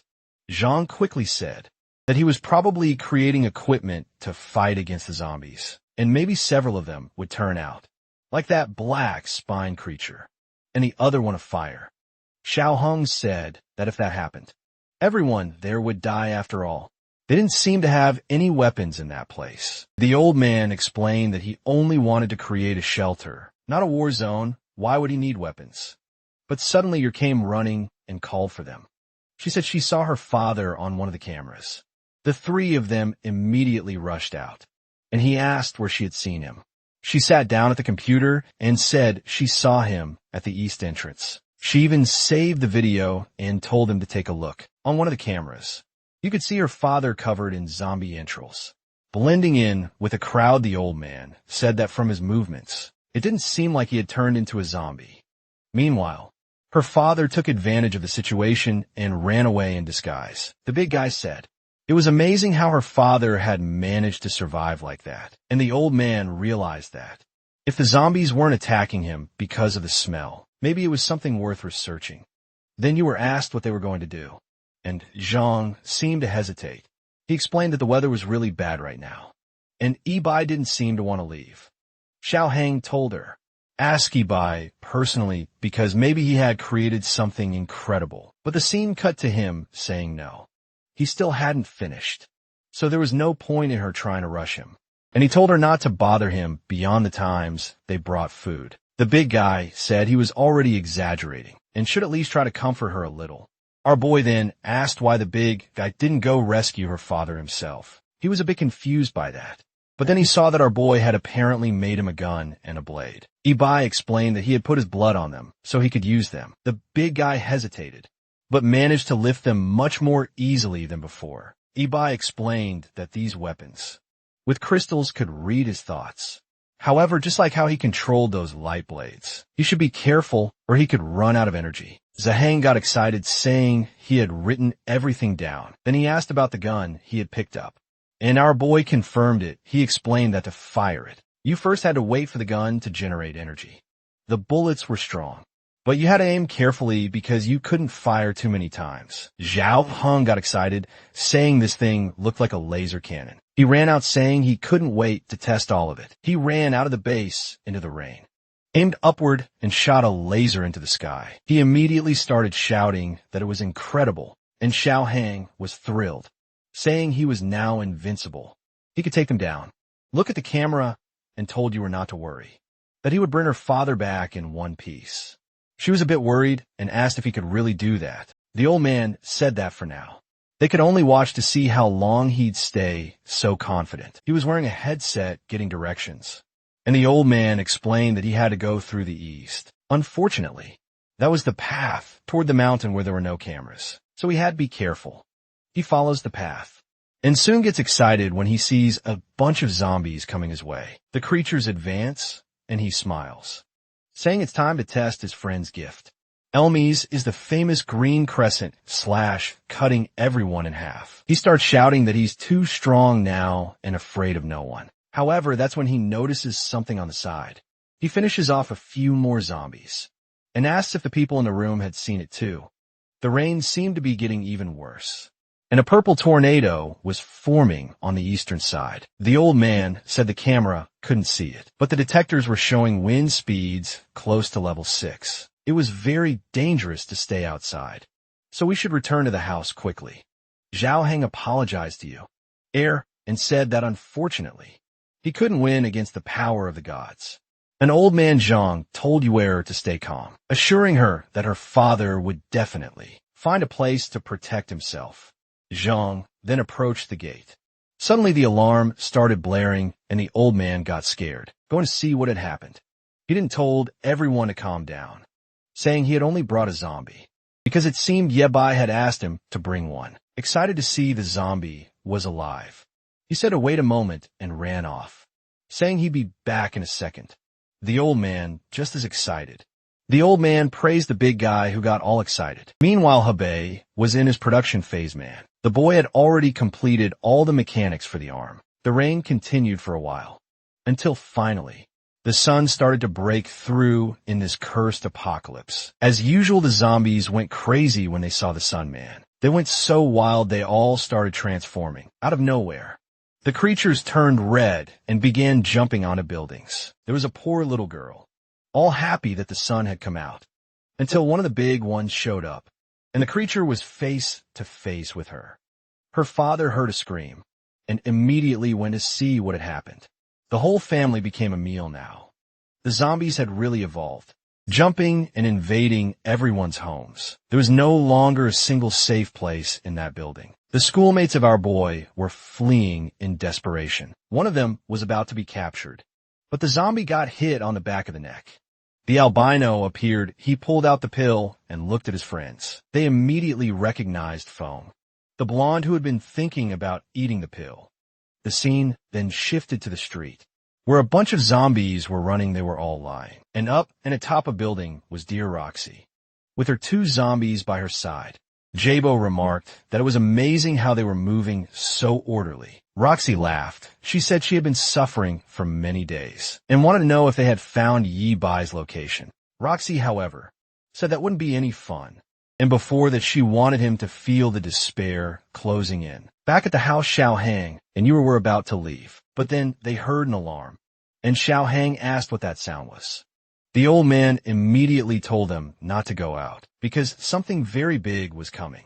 And strangely, a bunch of zombies was gathering in the city. The weirdest part was that they seemed to be coming straight for them. Xiao Hang, scared, asked how many there were. The old man said there were at least 1,000. The big guy was confused and asked if they were the last humans alive in this place. The old man replied that he had no idea, but it would be best to inform Yi Bai about it. The big guy ran off and banged on the door, calling out to our boy, saying that over 1,000 zombies were coming. Our boy said the professor had already told him. The big guy, excited, asked if he was ready to kill them all. Our boy replied that he was not ready at all, scared. The big guy then asked how he was going to deal with these creatures. Yi Bai said he had told them to hurry up and start learning how to handle these situations. He still hadn't finished his research, and if this guy was the real Professor Zhang, he knew that the two of them together could solve this. The big guy said none of what he was saying made any sense, but Yi Bai stayed silent and continued working. With that, the big guy left, saying that in the end, he could only rely on himself. He climbed a tower, and when he looked down, he was shocked the horde was already at their doorstep. He already figured that even the walls of this lab wouldn't withstand a group that size. He ran to the car, saying he couldn't let them gather around. The old man was scared, wondering what he was planning. The big guy said to open the gate because he had a strategy, and if it didn't work, everyone had better escape from this place. Yo-Yo were screaming, but the next second, he was already outside. He passed in front of the zombies, pulled out his gun, and fired the laser. With that, he wiped out the first group. He was excited because there were so many creatures. He didn't even need to aim properly. He kept shooting and blowing everyone up. That damn girl is a villain. But she's dangerous. Wang Shang was on top of the tower. Zhang kept shooting and blowing up the zombies. The problem was that no matter how many they killed, the number didn't seem to be decreasing. Then suddenly Fireball hit right under the car's tire. At that moment and the old man screamed, and man, the car almost flipped over. Xiao Hang had to get out through the door, but standing right in front of him was the fire zombie. He got angry that this damn girl had launched such a sneaky attack. He fired a shot at her, saying he wasn't afraid anymore. However, she dodged it and launched another fireball, pulling off a mid-air matrix move and fired a bullet. The creature fled, and he called her a coward, telling her to come back. The problem was that now he was surrounded by zombies. He fired a few more shots, and Grandpa Zhang told him to return immediately, because it was impossible for him to make it out alive. Xiao Hang started running, realizing he had fallen into a trap. But here came Wang Shang from above. But man, this big guy was fast. Dodging again, he fell to the ground on his side and almost landed a shot. He pulled out the blade and nearly landed a slash as well. Impressive, he was fighting face to face with Wang Shang. Wang Shang wondered how this big guy seemed more agile than Ibai. He extended his weapon and told Zhao Hang to die. This bald big guy made everyone flee. Here she comes up to no good. The zombies that had been standing still started running toward him. Zhang was confused as to why they suddenly moved so differently, but he still had the sword Ibai had created and unleashed the green crescent slash. The problem was that they were coming so fast. He couldn't kill them in time, and he started trying to flee. What's this zombie's Reagan being thrown at him? The poor guy wondered why these creatures were raining down on him, and the monsters kept falling beside him. Obviously, it was Wang Shang practicing his zombie throwing skills. He grabbed another one and threw it at Jia Hang. He kept running, but was now begging to be saved. At that moment, one of the thrown zombies landed and grabbed his leg in a tight hug. Man, it came in for a bite. Luckily, Zhao Hang managed to slash it. The problem was that he had fallen to the ground. Now, there was no time to get up. A second cannon shot passed by. Wang Shang and the other one looked, trying to figure out what was happening ahead of the zombie horde. There were flashes of light rising. Another barrage passed by, and then came a massive punch, like something out of Transformers. What's this, man? Our boy turned into Optimus Prime. He was fully equipped. Wang Shang got all excited, saying he had finally arrived. The old man celebrated, saying the boy was amazing. The big guy was impressed by all the armor our boy had built over the past few days. But Ibai told him to focus because the enemy was nearby. He ordered him to go back and kill the zombies on the right side. Meanwhile, he would handle the ones on the left until the main creatures showed up. Wang Shang said that with him here, he was confident they could win this. Yabai looked around and even activated a booster on his robot. Activated his giant Optimus Prime hand and smashed everything, man. The big guy was impressed, saying he had gotten just a bit too strong. At least after killing so many zombies. They were sure they have plenty of pearls to produce more weapons. Excited, he went back to finishing off more zombies. That damn Roxy was still watching from afar. Wang Shang, scared, said that with this new power, there was no way they could get close. Obviously, she wasn't going to let that slide. Another punch smashed into the zombies. A laser fired forward as the old man watched on the screen. That's when you were revealed that what he was using was a metal that came from inside the zombies' heads. The old man was shocked by this revelation. Now it was clear why eBay had been hiding this information from him for so long. He ran off saying he was going to mess with that zombie they had brought in to study it. Meanwhile, outside, Wang Shang was giving orders to the zombies again. Once more, he was sending them all to finish off Yabai. Yabai told him to stop thinking and just keep killing. But then he noticed that the zombies were strangely starting to jump toward him. Yabai had no idea what was happening. Roxy celebrated, saying that soon he would die. She kept sending waves of creatures and making them explode in front of him. Yabai couldn't remember the creatures being able to self-destruct. In his past life, meanwhile, Wang Shang watched everything from the side. He then revealed that Ruoxia had eaten 7 pearls to become this way. Her body kept melting and reforming, showing just how much she hated Ibai. Jabu asked if eating more pearls made things better, since instead of turning into a monster, she had gained powers. But Wang Shang said, seeing how much she had suffered, he wasn't keen on testing that himself. Meanwhile, Ruoxi kept sending zombies to explode in front of eBay. He had already realized that someone was controlling them. He turned, defended himself from an attack, and fired a blast at the tower. Wang Shang yelled for her, and like a fool, she almost fell. But she managed to float in the air. Then she got startled. Ibai was already right in front of her, with Optimus Prime's giant hand. He blasted another shot, and she pulled zombies to shield herself, man. She kept commanding the creatures. But at that moment, he leaped over and went in for a punch. She barely dodged, moving to the side. But man, she took a hit to the mouth. Poor girl got launched far away, and before she could react, she was pinned to the ground.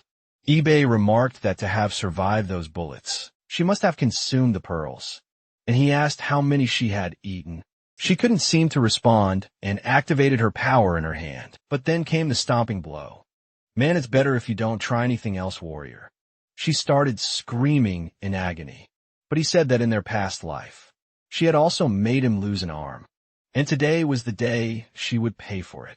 Wang Shang came running, desperately shouting at him to let her go. The monster managed to dodge and started circling him. But our boy didn't hesitate and struck Wang Shang's arm with a hand. He activated the laser and hit him right in the chest man. Seeing Wang Shang defeated and Ruoxi easily captured, Jubo knew she had no chance. Perhaps her best option was to flee that place. The poor girl was still crushed under the giant robot. Our boy remarked that it was crazy how she seemed to be one of the chosen ones, since she had consumed pearls and still maintained a human form. However, he knew how dangerous she was, so to avoid future problems, he was going to finish her off now. But just as he was about to crush her, Ibai was shocked and wondered why they had already reached rank 1. Yu reported that more and more zombies were surrounding the lab. Ruashi started laughing. She said they were all going to die and become her zombie slaves. He prepared his giant hand and unleashed a double laser. He clearly fluffed, thinking she was dead.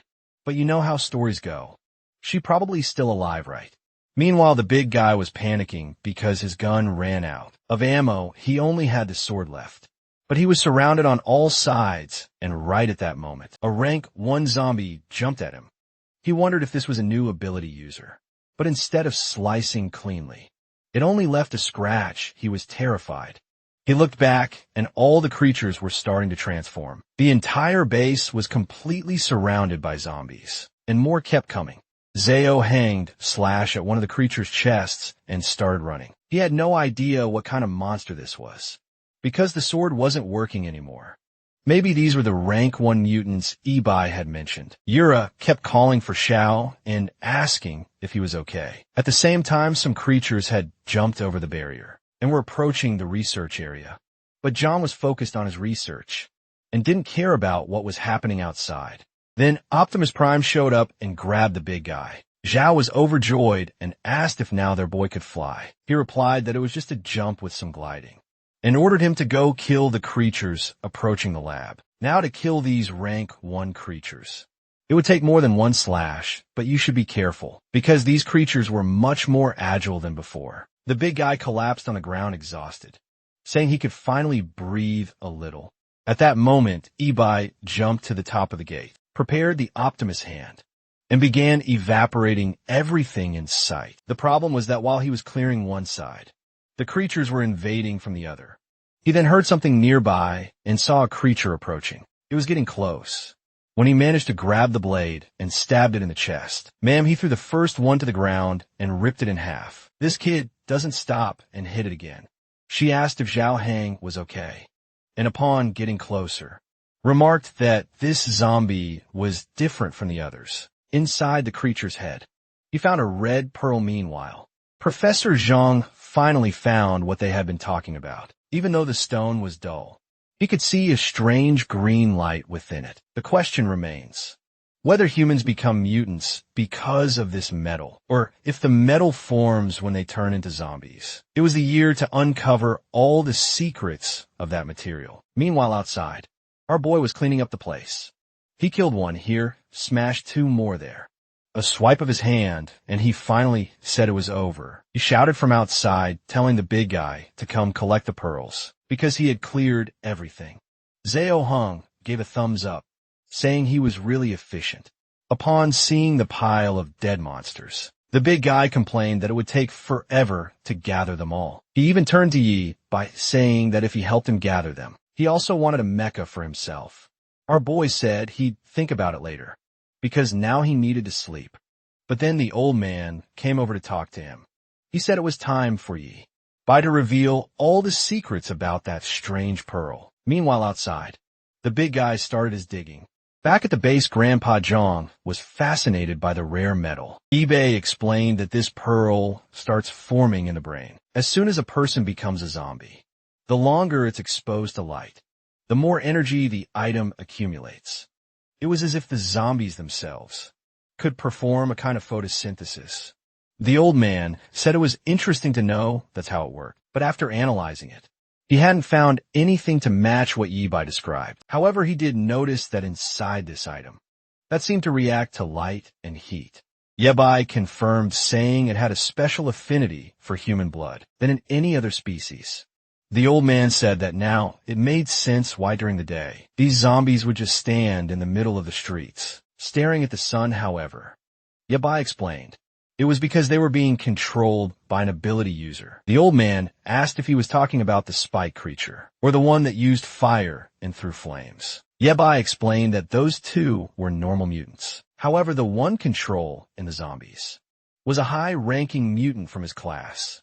Named Ruoxi, the old man was confused, realizing that this item caused so many changes in the human body. eBay said they had researched it for a while, and the only thing he knew was that if you consumed the item, you would undergo a mutation.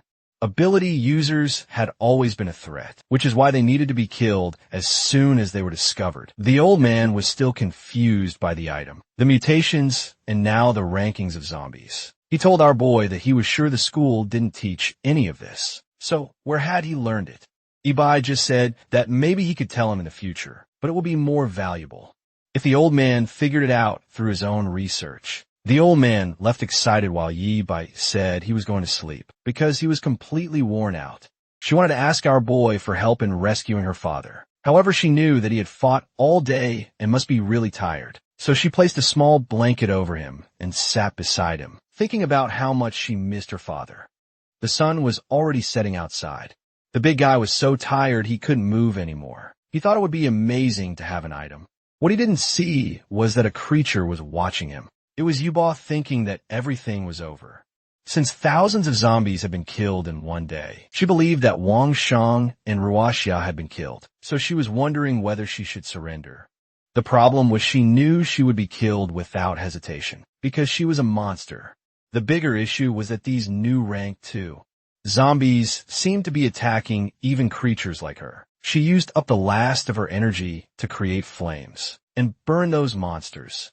But if more creatures like that appeared or more started mutating, things wouldn't be easy for her.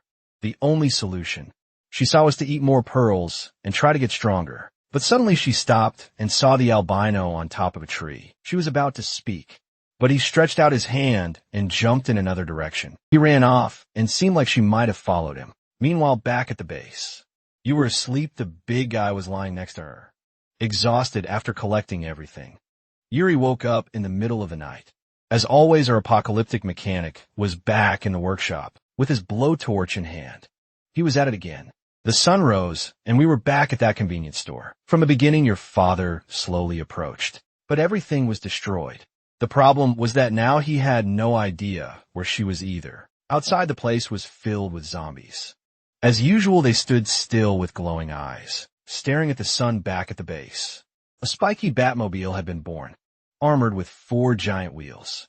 Obviously, the one who was going to drive already had a huge smile on his face. This you buy is something else. Boy built an entire car in one night. The big guy excited asked if it was made of rare material and if it could transform into a mecha. Our boy said it was just a regular car, but he needed to know it had 2,000 pearls and 12 rank 1 zombie pearls. But at that moment, she asked them to wait. However, Yebai said that outside was full of rank 1 zombies, and she would die if she went. She said she had been following all their orders. But this time, she wanted to personally find her father. Our boy told her to stop being stubborn, or he would ask the professor to lock her up in the lab. The poor girl started crying. Calling for her father, the big guy scolded our boy, asking why he made her cry. Suddenly, Professor John appeared and told her to calm down a bit. He showed her a new drone, saying he had fixed it. It was his first invention using that rare material. Not only could it now carry much more energy and last a lot longer, but communication and stability had also improved. This way she could stay safely at the base, while still helping to find her father. Hereby praised the old man, saying he had quickly learned how to use the item. The old man laughed, saying he wasn't a real professor, but at least he managed to make something like this.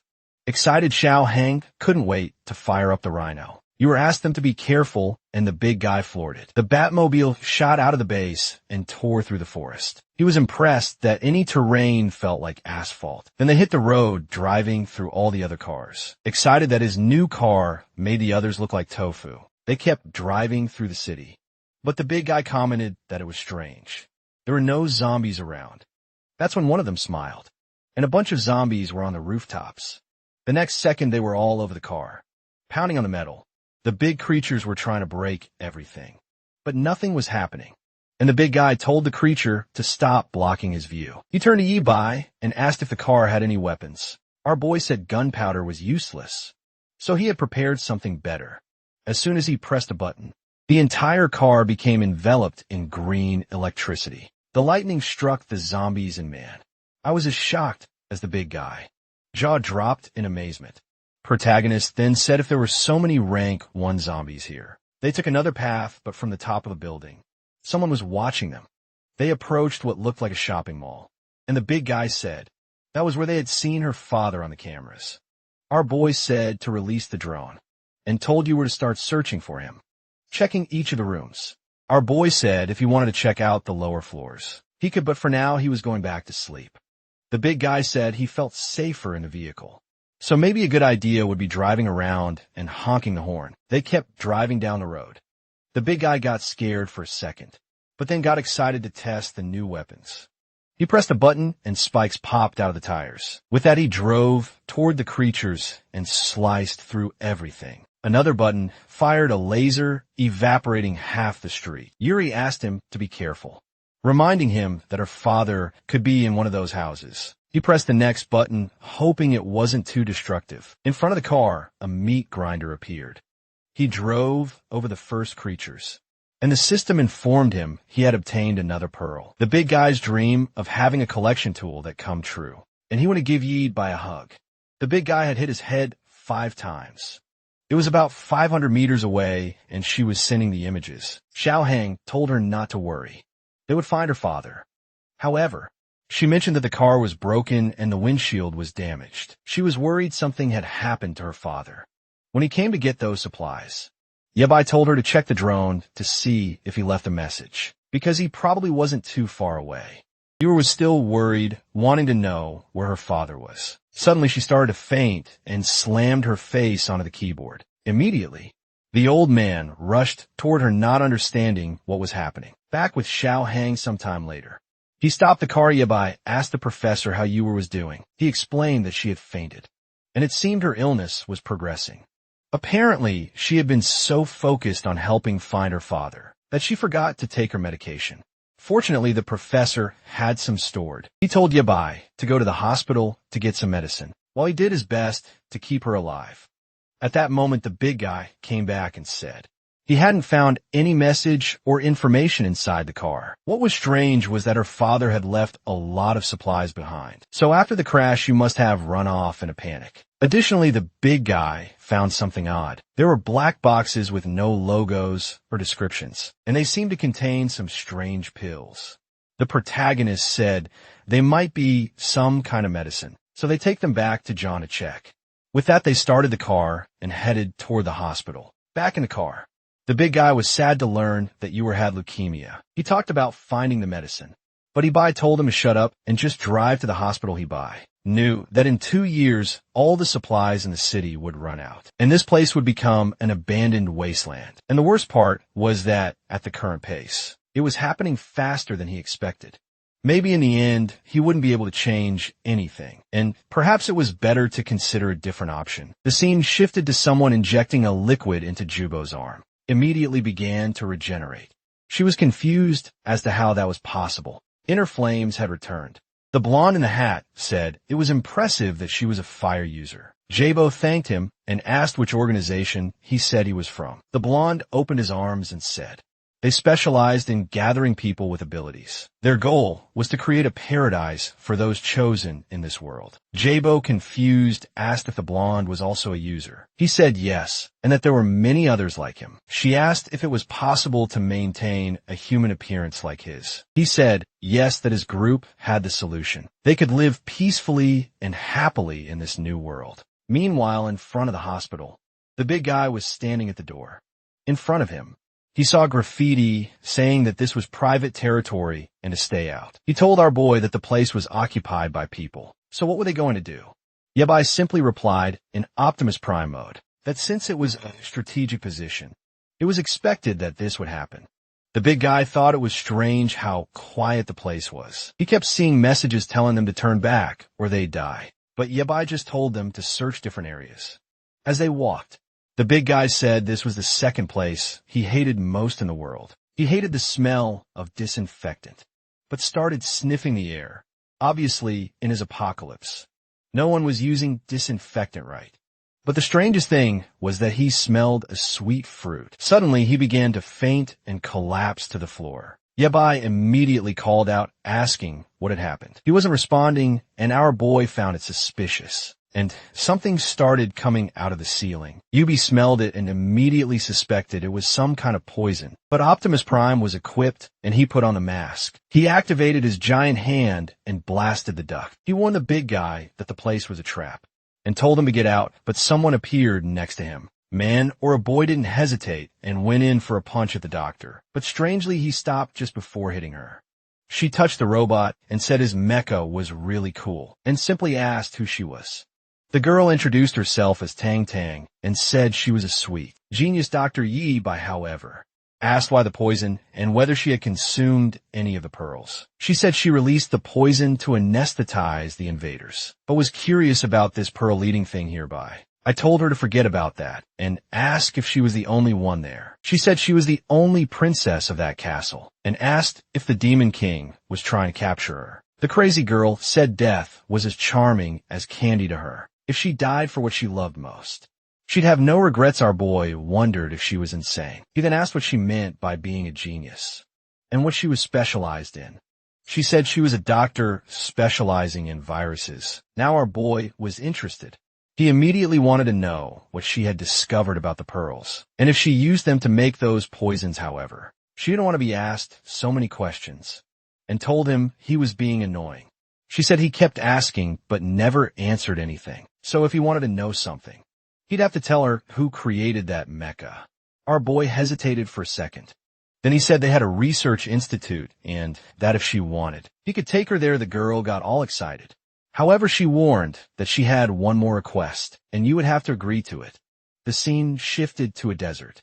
Zahang called out for someone named Hakin and asked where she was. The girl responded saying she hated people who broke promises, and asked if someone named Xiao Kai had arrived. The truck started approaching.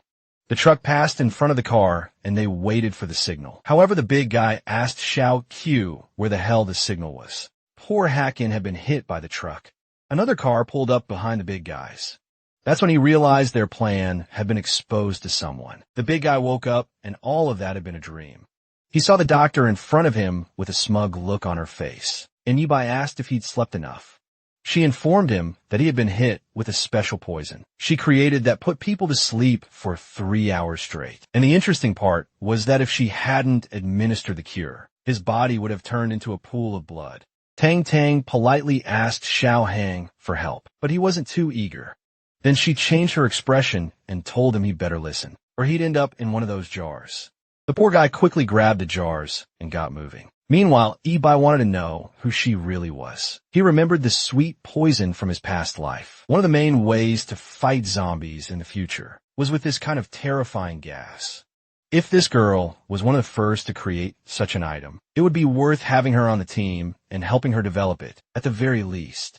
You couldn't let someone like her fall into the hands of another gang. A while later, everything was loaded. The car held way more than it seemed. She said it was very cute, and that it looked like it had also been made using pearls. She remarked that it was perfect for a princess like her. The big guy asked our boy if it was really okay to bring along someone this crazy. But then he heard a noise. A transformed creature appeared on top of a building. Man, when the creature saw the three of them, it started drooling. It let out a roar. And the big guy asked if it was another ability user or some kind of zombie. The creature leaped at them, and our boy activated Optimus Prime. He landed a solid hit on the creature's arm, sending it crashing to the ground, while the big guy started the car. Yabai managed to hold the creature with his arms. I told them to take the doctor back to the base, while he dealt with the monster. Then he landed a punch to the back of its neck. He hit it with another laser. And from inside, the big guy was wondering why this one was so much bigger than the others. Tang Tang explained that this big dog had been circling the hospital for a long time, which was why no one came near it.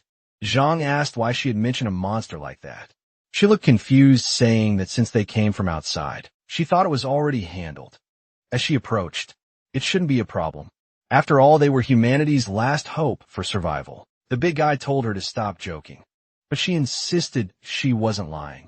She had researched the zombie virus, and the people who hadn't transformed were definitely the chosen ones. Outside, Ibai kept fighting.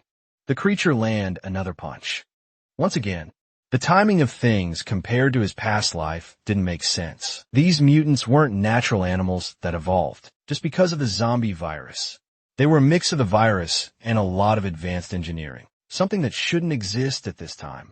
The creature shot a beam, and he barely dodged it. He fired another shot with the Optimus Prime, hitting the creature in the neck.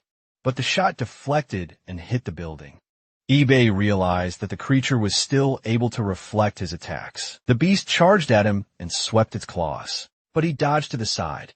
He grabbed one of the bosses and started wrapping around it. With that, Ibai told her to stop being so disobedient and tore 2 pieces from her back. The monstrous creature collapsed to the ground. Exhausted, she fired another beam, but Ibai easily blocked it with his hand. He said that her movements were now useless, and it was his turn. He launched himself at her with the robot, charging forward with 1 strike. He hit her square on the head and started smashing her into the ground man, and said that once he transplanted something like this. Meanwhile, the blonde guy on top of the building was watching and said this was going to give him quite a headache. Ibai called the big guy, asking if they could hear him. Unfortunately, they were already too far, and the signal wasn't working anymore. So he started flying with the Optimus. As he passed by the buildings, he glanced to the side and saw the blonde guy. The blonde waved and said it was a pleasure to meet him, man. Ibai, right in front of him. The blonde appeared on another building and asked if I had some kind of prejudice against ability users. Ibai didn't hesitate and sent another explosion his way. But the blonde said he wasn't interested in fighting him. He teleported onto the robot's arm and said he was just there to deliver a message and wouldn't take long. Ibai crushed him with his hand. The blonde said if he wanted to chat in that position, it was fine with him. He then introduced himself as Songbin and invited Ibai to visit him in the northern district. However, when he looked at his hand, the guy had disappeared. It seemed he had some sort of body substitution ability. The threat wasn't huge, but it was extremely difficult to deal with something like that. And the strangest part was that the damned secret organization was already forming. Ibai didn't want to think about it, but he had to prepare for the worst. Interestingly, the name of the secret organization was actually Secret Organization. These guys weren't too creative, but Ibai knew that in 50 years, they would control most of the resources and the awakened. The organization's goal was to create a world dominated by ability users. That mutant beast was probably created by them, and they had likely been watching him for some time, which meant they probably had someone from the future as well. The Batmobile arrived at the base. Tang said it was a pretty normal place to have created that metro car. The big guy remarked that she had some guts, coming to a place she knew nothing about. But she said she trusted her intuition.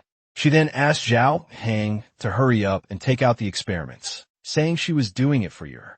The old man appeared and said it seemed they had really found a doctor. Tang immediately approached and asked if he was the professor who created the mecha and the vehicle before he could say anything. She said she already knew it was him and that she was especially here to listen to him. The doctor commented that he dressed sloppily, but was clearly a mad scientist. Grandpa John was confused, wondering where Ibai had found this crazy girl. However, he did recognize the name Professor Tang and knew she was a young genius with a PhD. In viruses, she said she was honored and was clearly flustered. Meanwhile, the old man wondered how a girl like her had survived, but she just had to cut the small talk, adding that she was there to research the pearls with him. He was impressed that she had one of the pearls and praised her, saying it was amazing that she had created the mecha in the car. Now Grandpa Gene wasn't sure if he should reveal that. He wasn't the one who created any of it, especially since it seemed she knew less than he did. And as far as he knew you, by one to keep a secret. He then spread his arms and told her they could work together because he had made some new discoveries.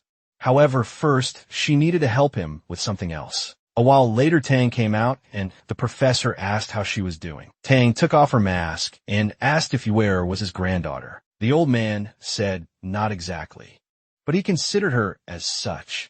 Tang made a hand gesture, and the old man asked if that meant the girl was okay. Tang said no, so the old man asked if it meant she had 3 years left. Tang corrected him, saying she had 3 months. She had seen many people with the same illness, and had no idea how the girl was still alive. Her body wouldn't accept any treatment in this state, and the worst part was that there wasn't much they could do. John asked if she was telling him to accept, that the girl was going to die, but Tang said maybe they could use that. A while later, Yu began to wake up. She overheard the old man outside, asking if they were really going to give her that medicine. Tang replied that it wasn't exactly that, but that she was thinking of using the material to create a new kind of medicine. The old man said that's why some people who consumed it went through that transformation. She asked what kind of idiot would do that, and the old man replied that he had seen 2 people who consumed it and became extremely powerful.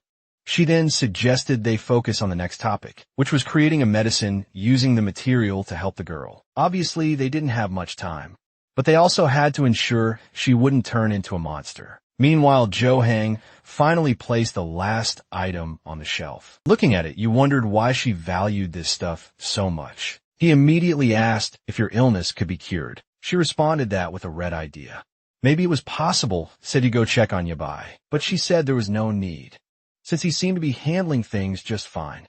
As he was leaving, she asked about them searching for Yuri's father. Back in the city, Yabai was on top of a building with a giant robot. He decided to fly around and search for water. Obviously, even though there was water, it wasn't drinkable. Suddenly, something strange rushed past him, and he quickly aimed with the robot, firing a laser out of nowhere. Man, the thing was huge, but luckily his robot arms were huge too. He was confused by this new monster and readied his hand to fire, but the creature knocked him away. This time, Ibai slammed into the wall. He cursed the beast and fired again, but it dodged easily and came at him from the side. It managed to land a hit, but Ibai grabbed hold of it. He yanked the creature to the side and slammed it into the ground. Once again, he activated the laser and hit it right in the neck. The monster fell off, revealing a woman emerging from it. Man, now these creatures were shooting lasers too, and Ibai was shocked. Meanwhile, out on the street, the big guy was looking for Ibai. He couldn't find him until the drone activated. It was you were asking if they were still outside. He told her to rest more and let them handle the searching, but she said she couldn't sleep and felt better working with them. He told her it was fine, but not to push herself too hard. With that, she reactivated the drone and continued searching. But soon she found something strange, and the big guy asked what it was. She explained that a strange group of zombies was heading toward the construction area. They wondered if there might be survivors there. That's when she saw a girl lying on top of a container. He saw through the camera and said he recognized her. User asked how he knew her. User said they had to help her. And the big guy immediately activated the car's claws, saying it was obvious he plowed through the zombies. Cutting them all down, the girl seemed confused. User told her to look for a chance to jump into the car. Zahang continued smashing everything in his path. He got closer to the container and told the girl to get in. The girl slowly got inside, asking who they were. Meanwhile, on the other side, Ibai was taking a beating as usual. Once again, he slammed into the wall, and the monster came in for the finishing blow. The problem was that his face cover had been damaged in the previous fight, so he couldn't use it again. The creature prepared an attack that nearly hit him. He fired another laser, but the damn thing was too fast. Once again, he got hit by its tail. He fell into the pool like an idiot and realized he had been careless. He sank into the water, and the creature activated another strike. The problem was that now he couldn't move his body. Spikes began to pierce the pool, and he wondered if he was going to die there. But at that moment, a light shone, and the creature took hit to the eye. Man, it was the big guy in the Batmobile, saying that the apocalyptic rescue team had arrived. The creature seemed confused. It changed its mind and tried to flee, but Ibai's giant hand grabbed its tail. He asked where it thought it was going. Just blast it with a laser. The big guy said he understood. The poor thing collapsed to the ground, trembling. He grabbed his head and demanded to know what this mutant was doing there. He wanted to know if she had been sent by the organization to kill him. The girl just stared, and he told her to open her mouth or he'd crush her head. Lena became desperate, saying she didn't want to go back to that place. The big guy asked how this girl had also turned into a monster. At that moment, the monster recognized the girl in the car. Ibai told her to stay still or he'd finish her off. Lena got out of the car and began asking if the creature was Annie. The creature under Ibai's hand kept calling out to her. The big guy mentioned to Yuer that maybe she was another person, transformed by the black material. She had no idea of the pain she was feeling. Ibai then told her to move away, saying he'd end her suffering. Yuer pleaded, saying they had just reunited and it couldn't take her life like that. Even so, Lena wouldn't move and kept crying with her sister. We beg Ibai to at least let them talk to see what would happen. But Ibai reminded her that this creature had nearly killed him, and there was no way he'd let her walk away alive. However, the big guy suggested Ibai thank her because if it weren't for her, it wouldn't have arrived in time. With that, Ibai began to retreat. He let go of the creature and walked away, calling them a bunch of idiots. Annie then explained that after the transformation, she managed to escape, however. The organization kept sending giant dogs to hunt her down. In this place, Yuer asked why she had attacked Ibai, to which she replied that she was scared and thought you was part of the organization. She approached Lena, saying it was good to know she was okay, and that she had no intention of hurting anyone there. Lena asked if both of them could really be part of that, and Yuer said it would be a pleasure to help others. The only problem, of course, was that the monster wouldn't fit in the car. The big guy asked Yuer if she was sure about bringing a monster like this back to their home. She confidently replied that they were just two sisters in danger, and helping them was everyone's responsibility. Seeing this, the big guy said that since Ibai wasn't refusing, it was time to head back, so with the car, the drone, and the monster, they all left. The big guy was impressed that the creature could move as fast as them. A while later, they returned to the base. The doctor and Tang were shocked to see the creature in front of them. Lena introduced herself, explaining that she lived in the east. But when a disaster started, she and her sister got into a car and drove south. From the creature's head, Annie appeared. Lena introduced her, saying she had been captured by an organization. While the old man was terrified of the organization, Tang found it adorable. She approached the creature, telling her not to be afraid, that she just wanted to touch her a little. But the creature flapped its fins, and Tang became concerned. The monster moved to the side and jumped into the pool. The big guy asked how the two of them had survived there, since there was no food and it was just the two of them. Lena explained that for a while, a man had been guiding them and helping them escape from the zombies, but suddenly he disappeared, and they have been waiting there ever since. The big guy asked who this bold person was that helped them survive all the zombies. She explained that the person had given them clothes full of zombie guts, saying it would mask their scent, which was why they hadn't been detected. Immediately, the big guy started to imagine that this might be Yuer's father. At that moment, Yuer called out and asked if this person had short hair. Lena said yes, and realized Yuer was the girl from before, and then fainted on the spot. The big guy looked at Ibai and asked why they didn't go back and search for her father. But Ibai replied that once night fell, things would get more dangerous outside, and he needed to strengthen his mecha. At that moment, the old man approached and said it was time for Ibai to give a proper explanation, because he seemed to know everything.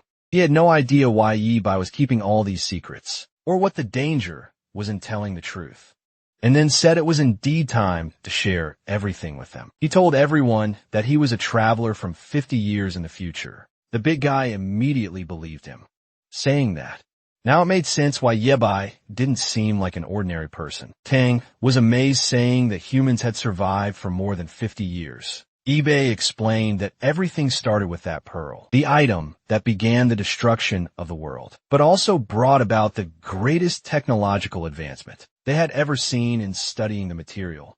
They discovered that it was possible to send someone's consciousness back to the past. However, the person in the past, the old man, was horrified, and Ibai explained that. He further explained that after years of analysis, they never found any other material like it on Earth, leading them to believe it came from another world. The big guy immediately started considering that this might be an alien invasion. Ibai said that if that were the case, the aliens had already won in less than 50 years. There would be fewer than 10 million people alive, and even those would have to constantly fight just to survive. In the end, Ibai had been chosen to go back to the past and reshape everything. The big guy now understood why Ibai had been so determined to gather the material from the start and asked how old Ibai really was. He replied that he was probably nearing 70 by now. However, every time he returned to the past, he found himself at the first moment he encountered the virus. In school, the problem was that even in the past, it wasn't so easy to change things. The big guy was shocked, saying, "You could write an entire story with that information. Who would have thought?" Tang asked if they were destined companions in the future. Ibai replied that he wasn't sure, but he hoped so confused. Zhao Heng asked why Ibai was saying that, and if more changes would happen. Our boy just looked at Tang and said that the virus was evolving. She must have noticed it, Tang confirmed, saying that their survival was already a miracle. That's because the zombie virus wasn't transmitted by a bite, but spread freely through the air. Tang explained that's why she liked to say they were the chosen ones. Some people seem to have certain antibodies that allowed them to resist the virus, but she couldn't guarantee that a bite wouldn't cause transformation. Ibai revealed that the truth was they had all been infected a long time ago.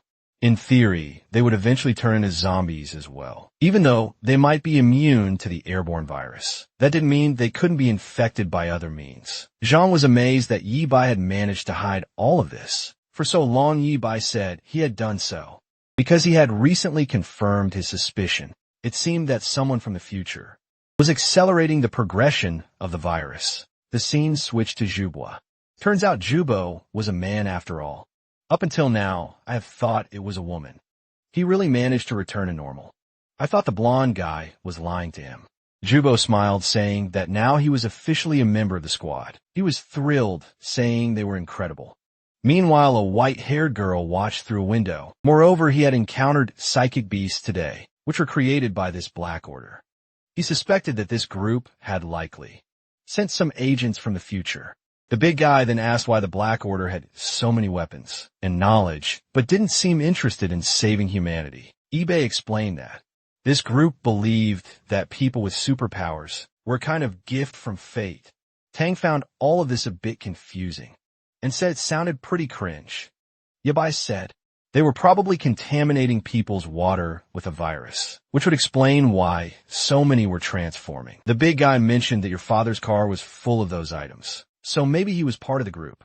Ibai said they would investigate that later. But for now, the important thing was that as long as the Black Order existed, humanity wouldn't be able to survive. He then showed a map with the changes he wanted to make to the base to increase their chances of surviving an attack. He asked Tang to keep taking care of Yue, who in turn asked if Ibai was her brother by any chance. Ibai asked if that would be a problem, and she said it was just a medical thing. Yue slowly woke up. She got up and saw Lena sleeping next to her. With that, she left the room and began walking down the corridor. In one of the rooms, Tang was saying that Yibai didn't seem to be lying about his story. She drank something and slumped over the table, saying she had hoped the problems would end, but they were only increasing. At that moment, Yu appeared beside her. The doctor asked what Yu was doing there and told her to go back to sleep. However, Yu said she couldn't sleep and wanted to go outside for a bit. Tang replied that everyone was sleeping, and soon Yibai would be back to search for her father, so there was no need to worry. Yu then said she had overheard her talking to someone and asked who else was there. Tang responded that it seemed she had heard correctly. She pointed to a head and said it's him. Yu startled asked why she was talking to a zombie. Yu was confused, so Tang explained that he was a kind-hearted guy, and that you couldn't imagine why he wanted to become a doctor. He was rejected countless times, but kept studying until he finally made it. In the end, he was the only one who stayed by her side when the disaster happened. He was the only one who used his own body to save her. Even while he was fighting and being transformed, he kept protecting her in the end. Even so, she collected the pieces in the hope that, if she combined them with future technology, she might be able to bring him back to life. She then laughed and said she was joking. She knew life wasn't that simple. You were awkwardly asked if she had liked that person. Tang revealed that, strangely enough, he was the only person who ever touched her heart. She then told you to go back to sleep, because she would need to talk to Annie later. User went to see Annie. Annie emerged from the water and stood face to face with her. They stared at each other for a moment, and User introduced herself, asking how Annie was doing.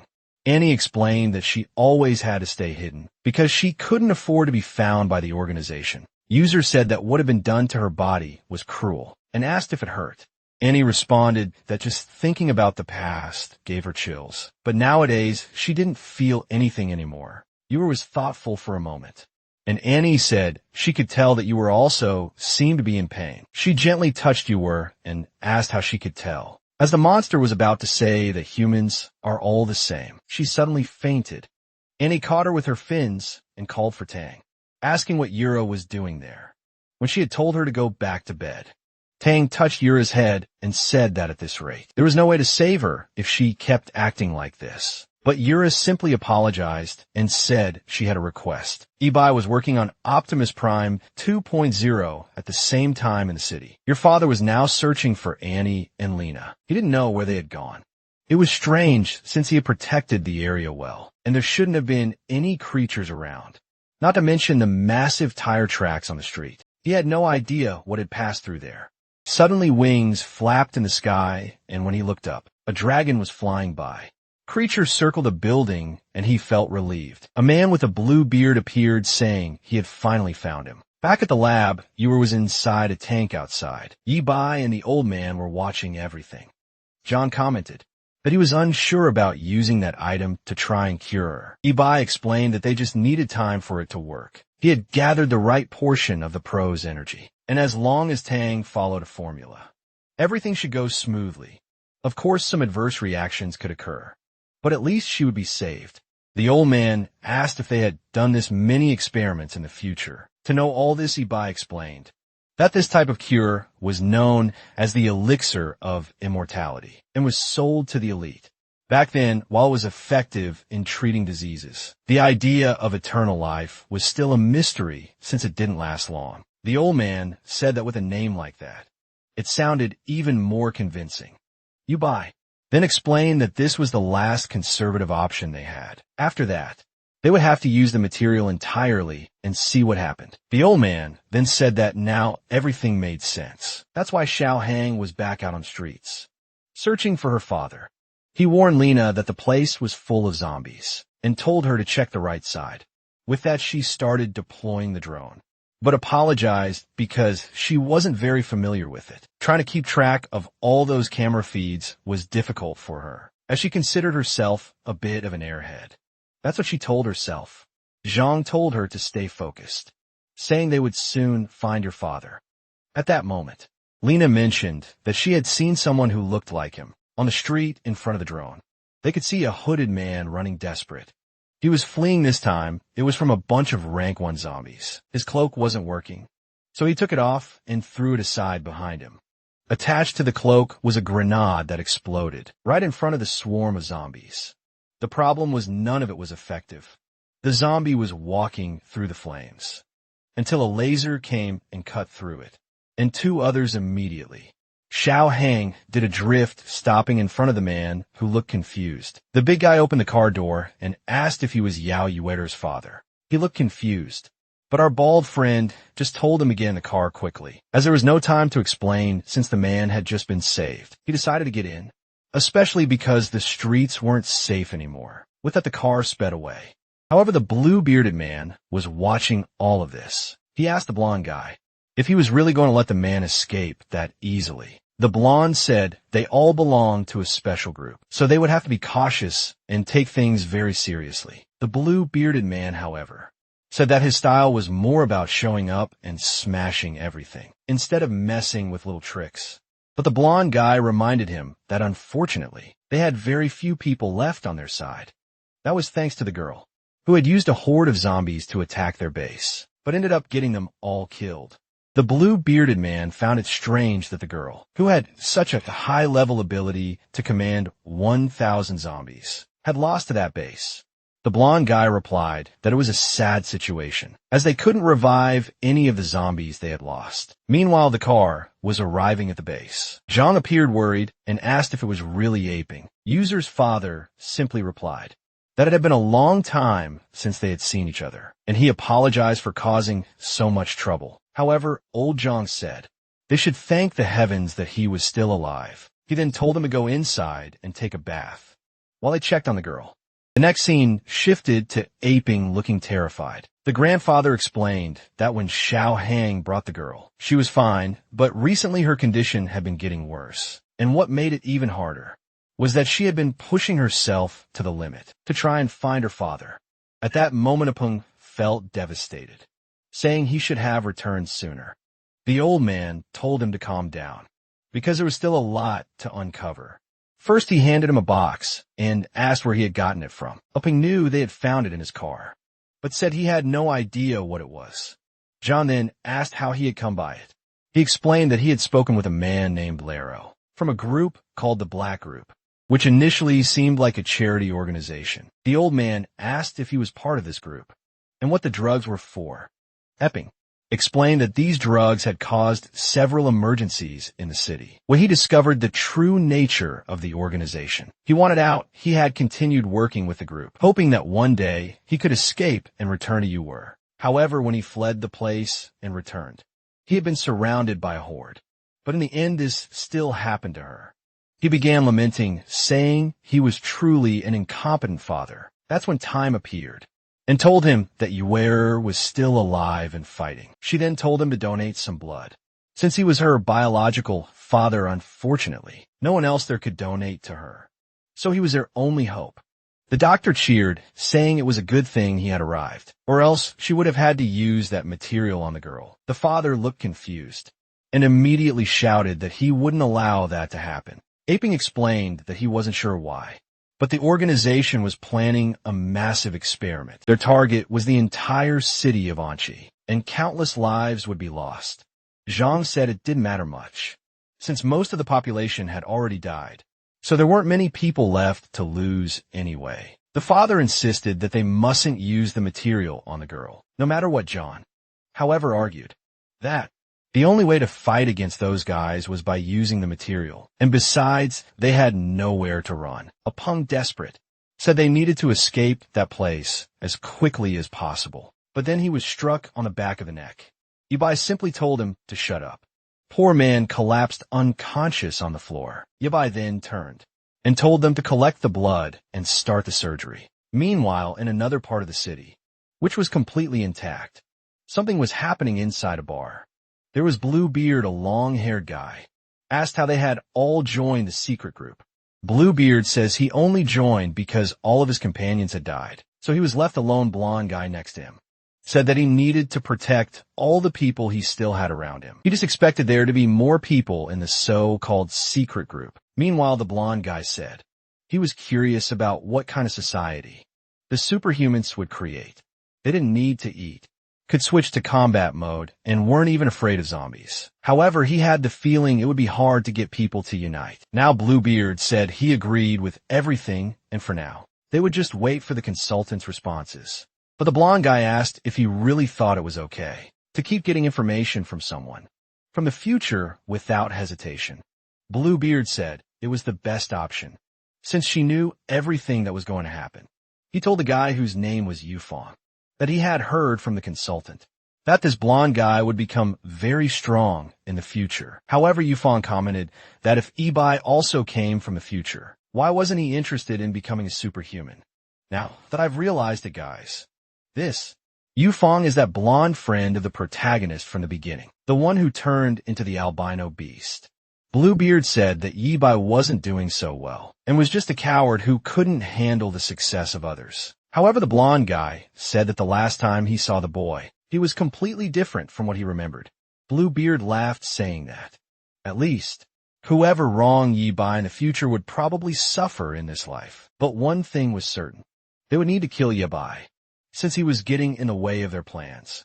Someone then clapped and said that he had said everything he wanted to hear. For now, they were still trying to inspire the boy and create a change in him, but if he didn't accept it, they would obviously have to kill him.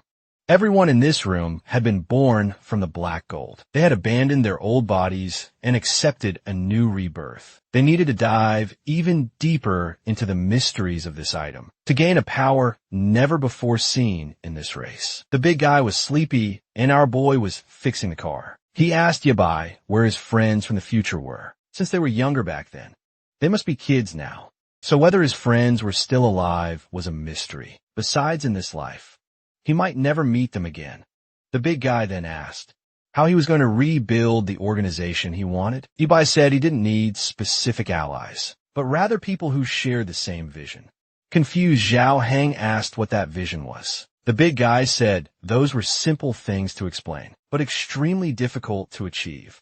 However, Yabai then explained what had happened to future generations, who had become dependent on the black gold to maintain their powers. They needed to create zombie concentration camps, where people would be transformed to generate more materials. The problem was that in a regime like this, the number of people kept decreasing. Those with supernatural powers didn't want to fight against it. His group was the last of the rebels, who still tried to oppose that regime. Xiao Heng then remarked that, for someone who wanted to eliminate black metal, Ipai was very good at using it to create things. eBay explained that in order to eliminate it, you first had to understand it. As soon as the enemies were eradicated, they would also get rid of any equipment they had created. Zhao Heng commented that it was amazing that Yibai followed such a serious philosophy, and if it weren't for those who saved his life, he would have already been a zombie himself. Sometime later, Opping woke up in the upstairs room. He commented that lately the weather had been a bit strange. Xiao Heng said they should at least be happy that the rain had eased up. However, Ipang wanted to know if they really weren't going to escape that place. Xiao Heng commented that according to what Yabai had said, the group had already spread across the entire world. The father then said that he knew you were one to stay, because the way he had raised her made her too innocent. But Jahang replied that after everything she had been through, she was certainly capable of making her own decisions and having her own thoughts. She was much stronger than he imagined. And besides, it was she who had requested the surgery. Epping said he knew that, but he couldn't help but worry. Zhao Heng then mentioned that in the past, he had also worried a lot about his own son, to the point where they fought and his son ran away, not wanting any more contact with him. Unfortunately, it was only after his son disappeared. Epping asked if his son was still alive. Zhang Heng said he wasn't sure and that it remained a mystery, especially because he knew the boy wouldn't want to see him. Meanwhile, outside the base, a giant robot stomped on the ground. The big guy was in shock, saying this must be the ultimate mecha. Yiping just said that if the guy from the faction wanted to find him, then he would make sure that wish was granted. That's because he didn't like the idea of letting him proliferate so easily. He extended his arm Iron Man style to the big guy, saying his job was to take care of the place while he was away. He told him not to worry, that anyone who came there would be eliminated.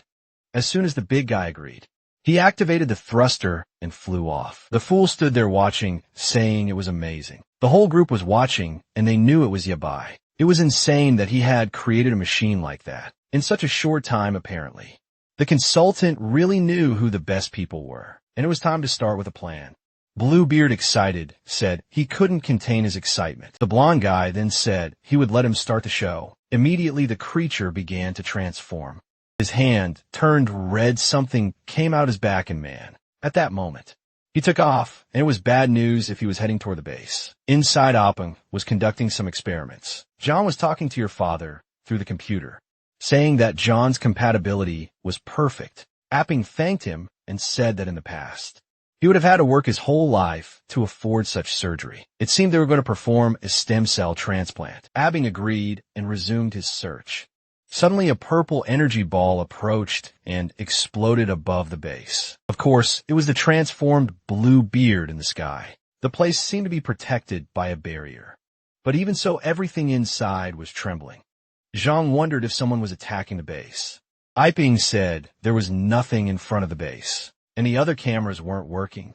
Winged monster throwing fireballs.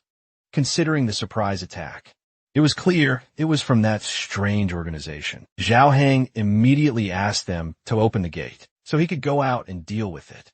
The new torpedoes that our boy had installed began to fire. Immediately the big guy said, the enemy would pay for their audacity to attack the old man's base. Laser fired and Bluebeard was startled man, but the bastard barely dodged it. Meanwhile, Ibai was flying far from there, however. He found it strange that the communicators had gone out, and he wondered if he was entering the region, controlled by those guys. It was best to be prepared to give his all in that place. But then he felt something. He veered to the side and dodged another attack. There were several robots on the ground, also made from black metal.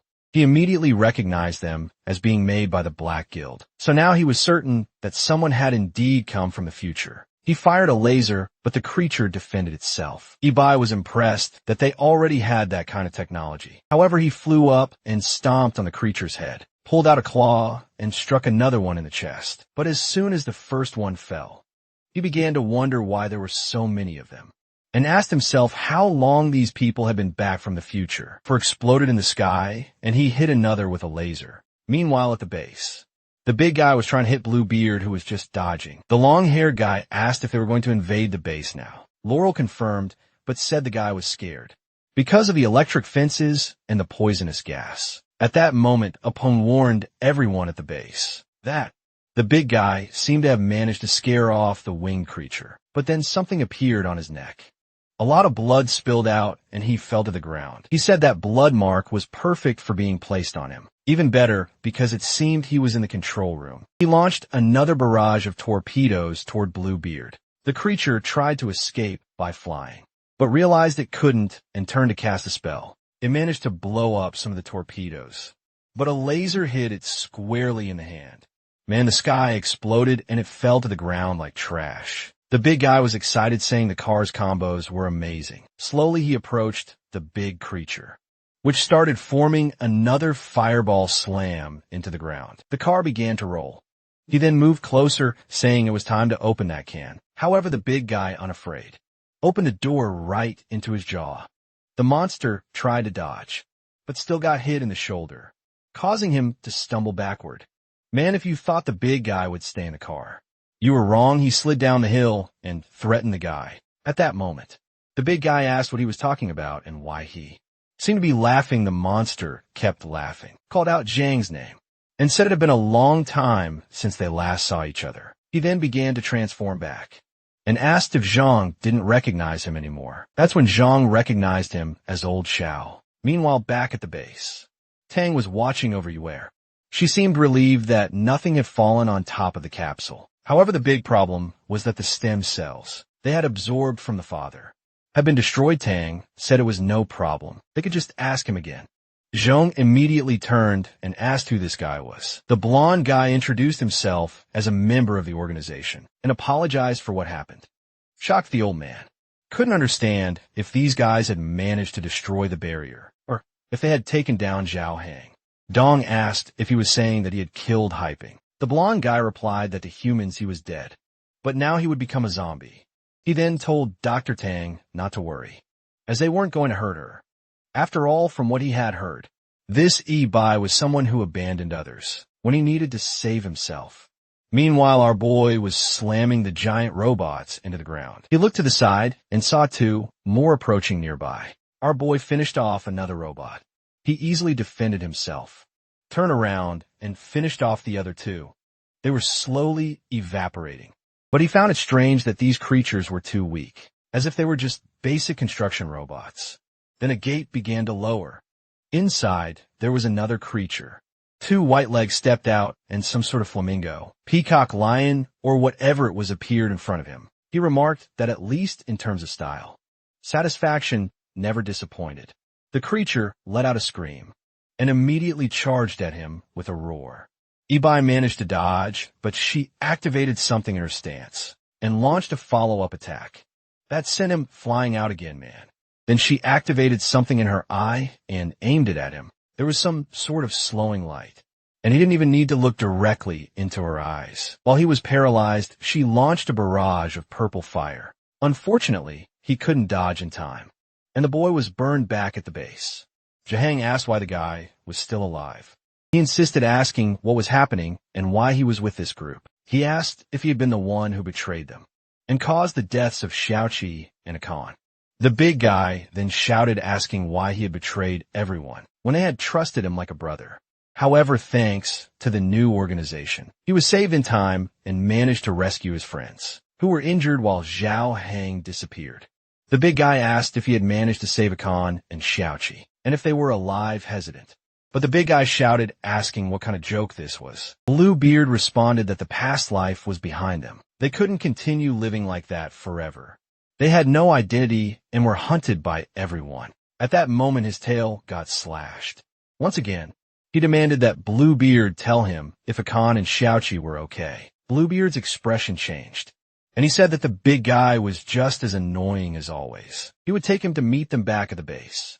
The old man told the blonde guy that eBay was strange, pondered for a moment, and asked how they were going to explain this. Then, I was the little girl, trapped in a capsule for creating superpowered people, and instead he understood that Yi Bai wanted to create psychics, who would obey his every command. And it seemed like eBay was hiding his identity as a mechanic. Very well, he then went to the computer and mentioned that these so-called apocalypse mechanics were fanatics. For Black Gold, they were experts in experiments involving human bodies. Song simply replied that he was helping the boy finish what he wanted, but with a small adjustment. They would turn this girl into a psychic loyal to the Black faction. He pressed enter and said that now, with one more ability user, the organization had become stronger. The old man cursed him as human trash and ran at him with an iron bar in his hand. But suddenly fire came and melted the bar. Jabo was standing next to the blonde guy. He warned him to be careful and not to play with fire in that place. The long-haired guy responded that he was eager to meet the new company, not to mention that he had a special connection with her. The blonde guy then ordered him to deactivate all the defense tools. In that place, he said he was on it. However, he started shouting in frustration, saying he was angry because there was nothing to burn in that place. He then spotted Lena on the ground. He asked if he could burn her, since no one said they needed to take her alive. The blonde guy authorized it, and immediately he approached her. He told her to scream a lot when she started cooking.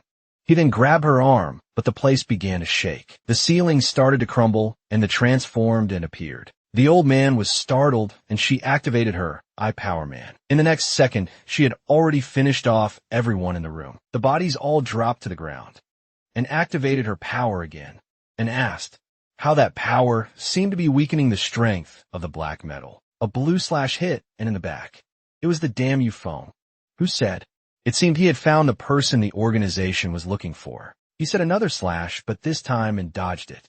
She activated her big mouth and shot water at him, but he moved to the side, however.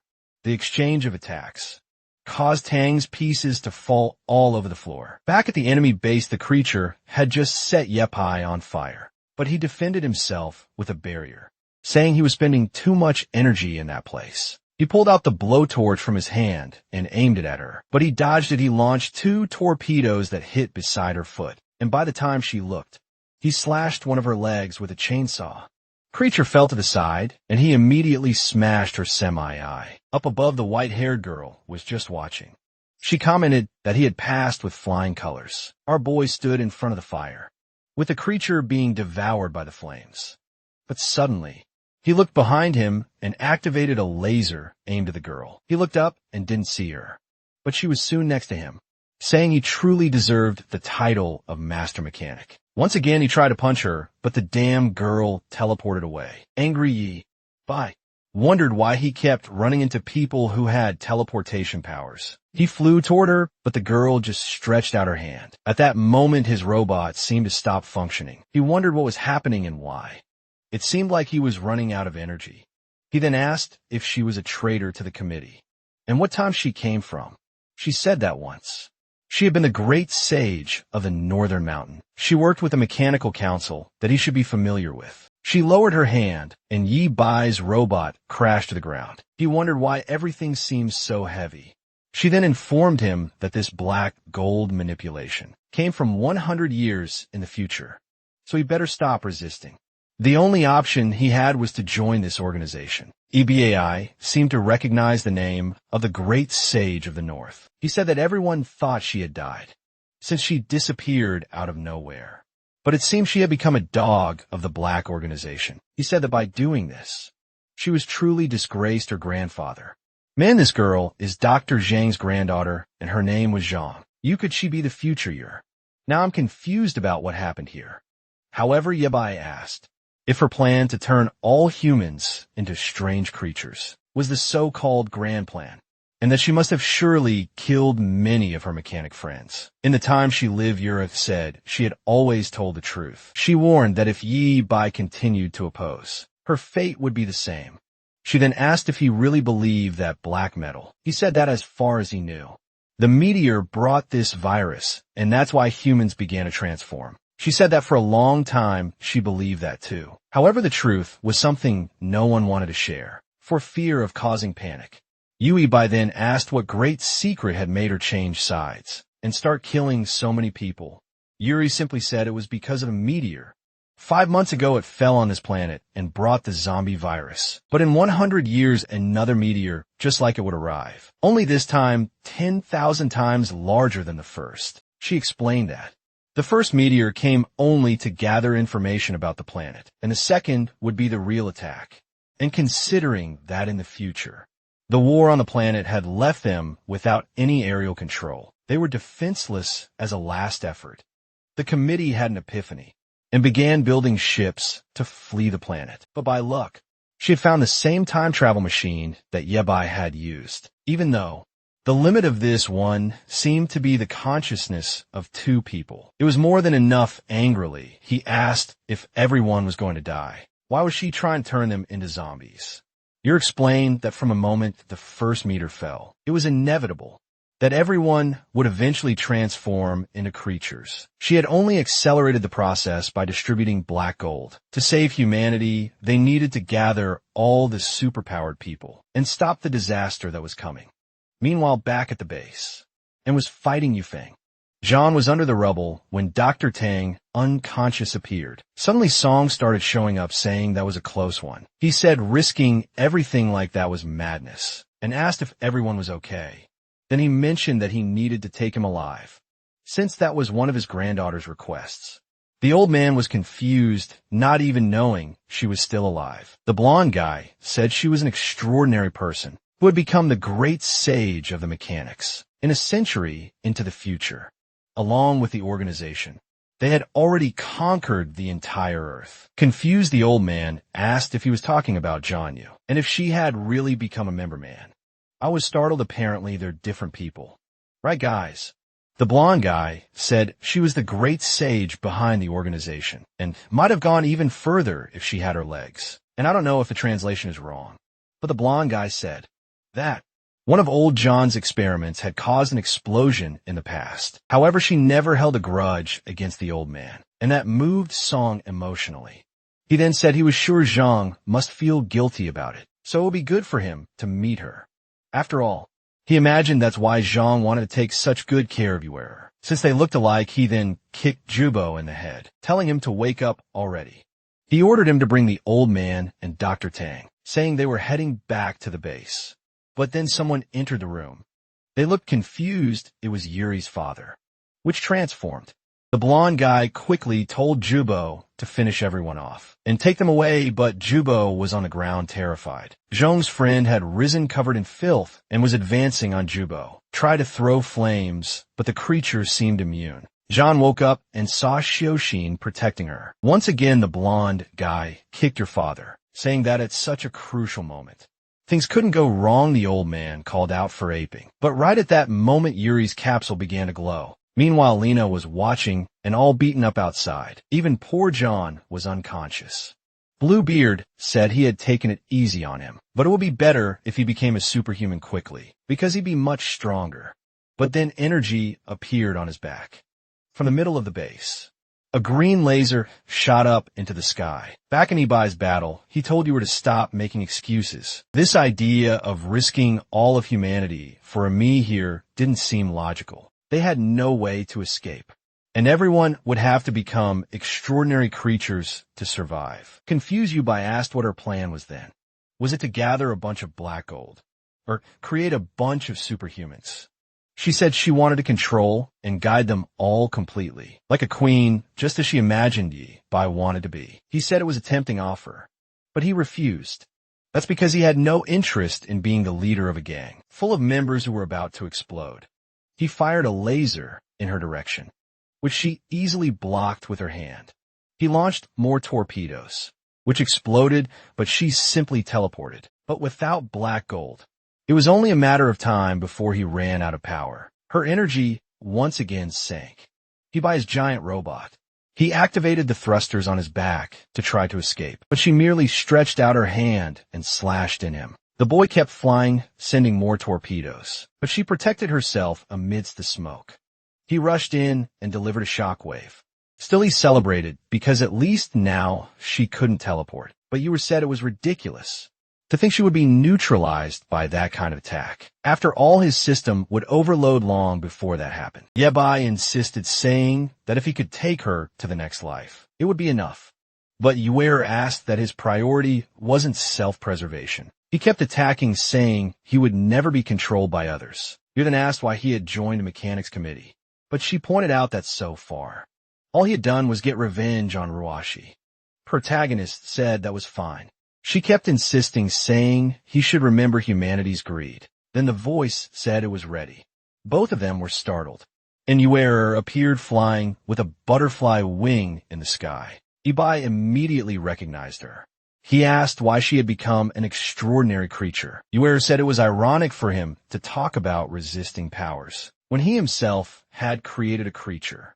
However, Yor clasped her hands together, and purple energy began to flow from the other girl. Power was heading toward her, and Yi-Bai wondered why the black gold seemed to be dissipating. She fell to the ground, questioning how this was possible. Meanwhile, Yi-Bai was trying to understand how she was able to absorb the black gold, and that she could help everyone. Startled, he said, however, that she didn't seem to be doing well.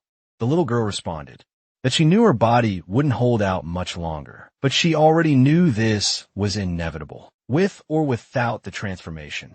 Yor then said she knew she had found Yi-Bai in the future. Confused, he asked if she could read minds now, but she'd only replied that now she could see that Yor had come back to the past to help everyone. She was sure they could unite and survive these challenges. That's why she was going to absorb all the black gold on Earth. She would leave the solar system and guide the Maikir to another cosmos. Yor then told Yi-Bai to take care, as the future was now in his hands. He raised his hands and cried out for Yor. That helps Mamoru make more juicy content for his viewers. Activate the cheeky little bell and out.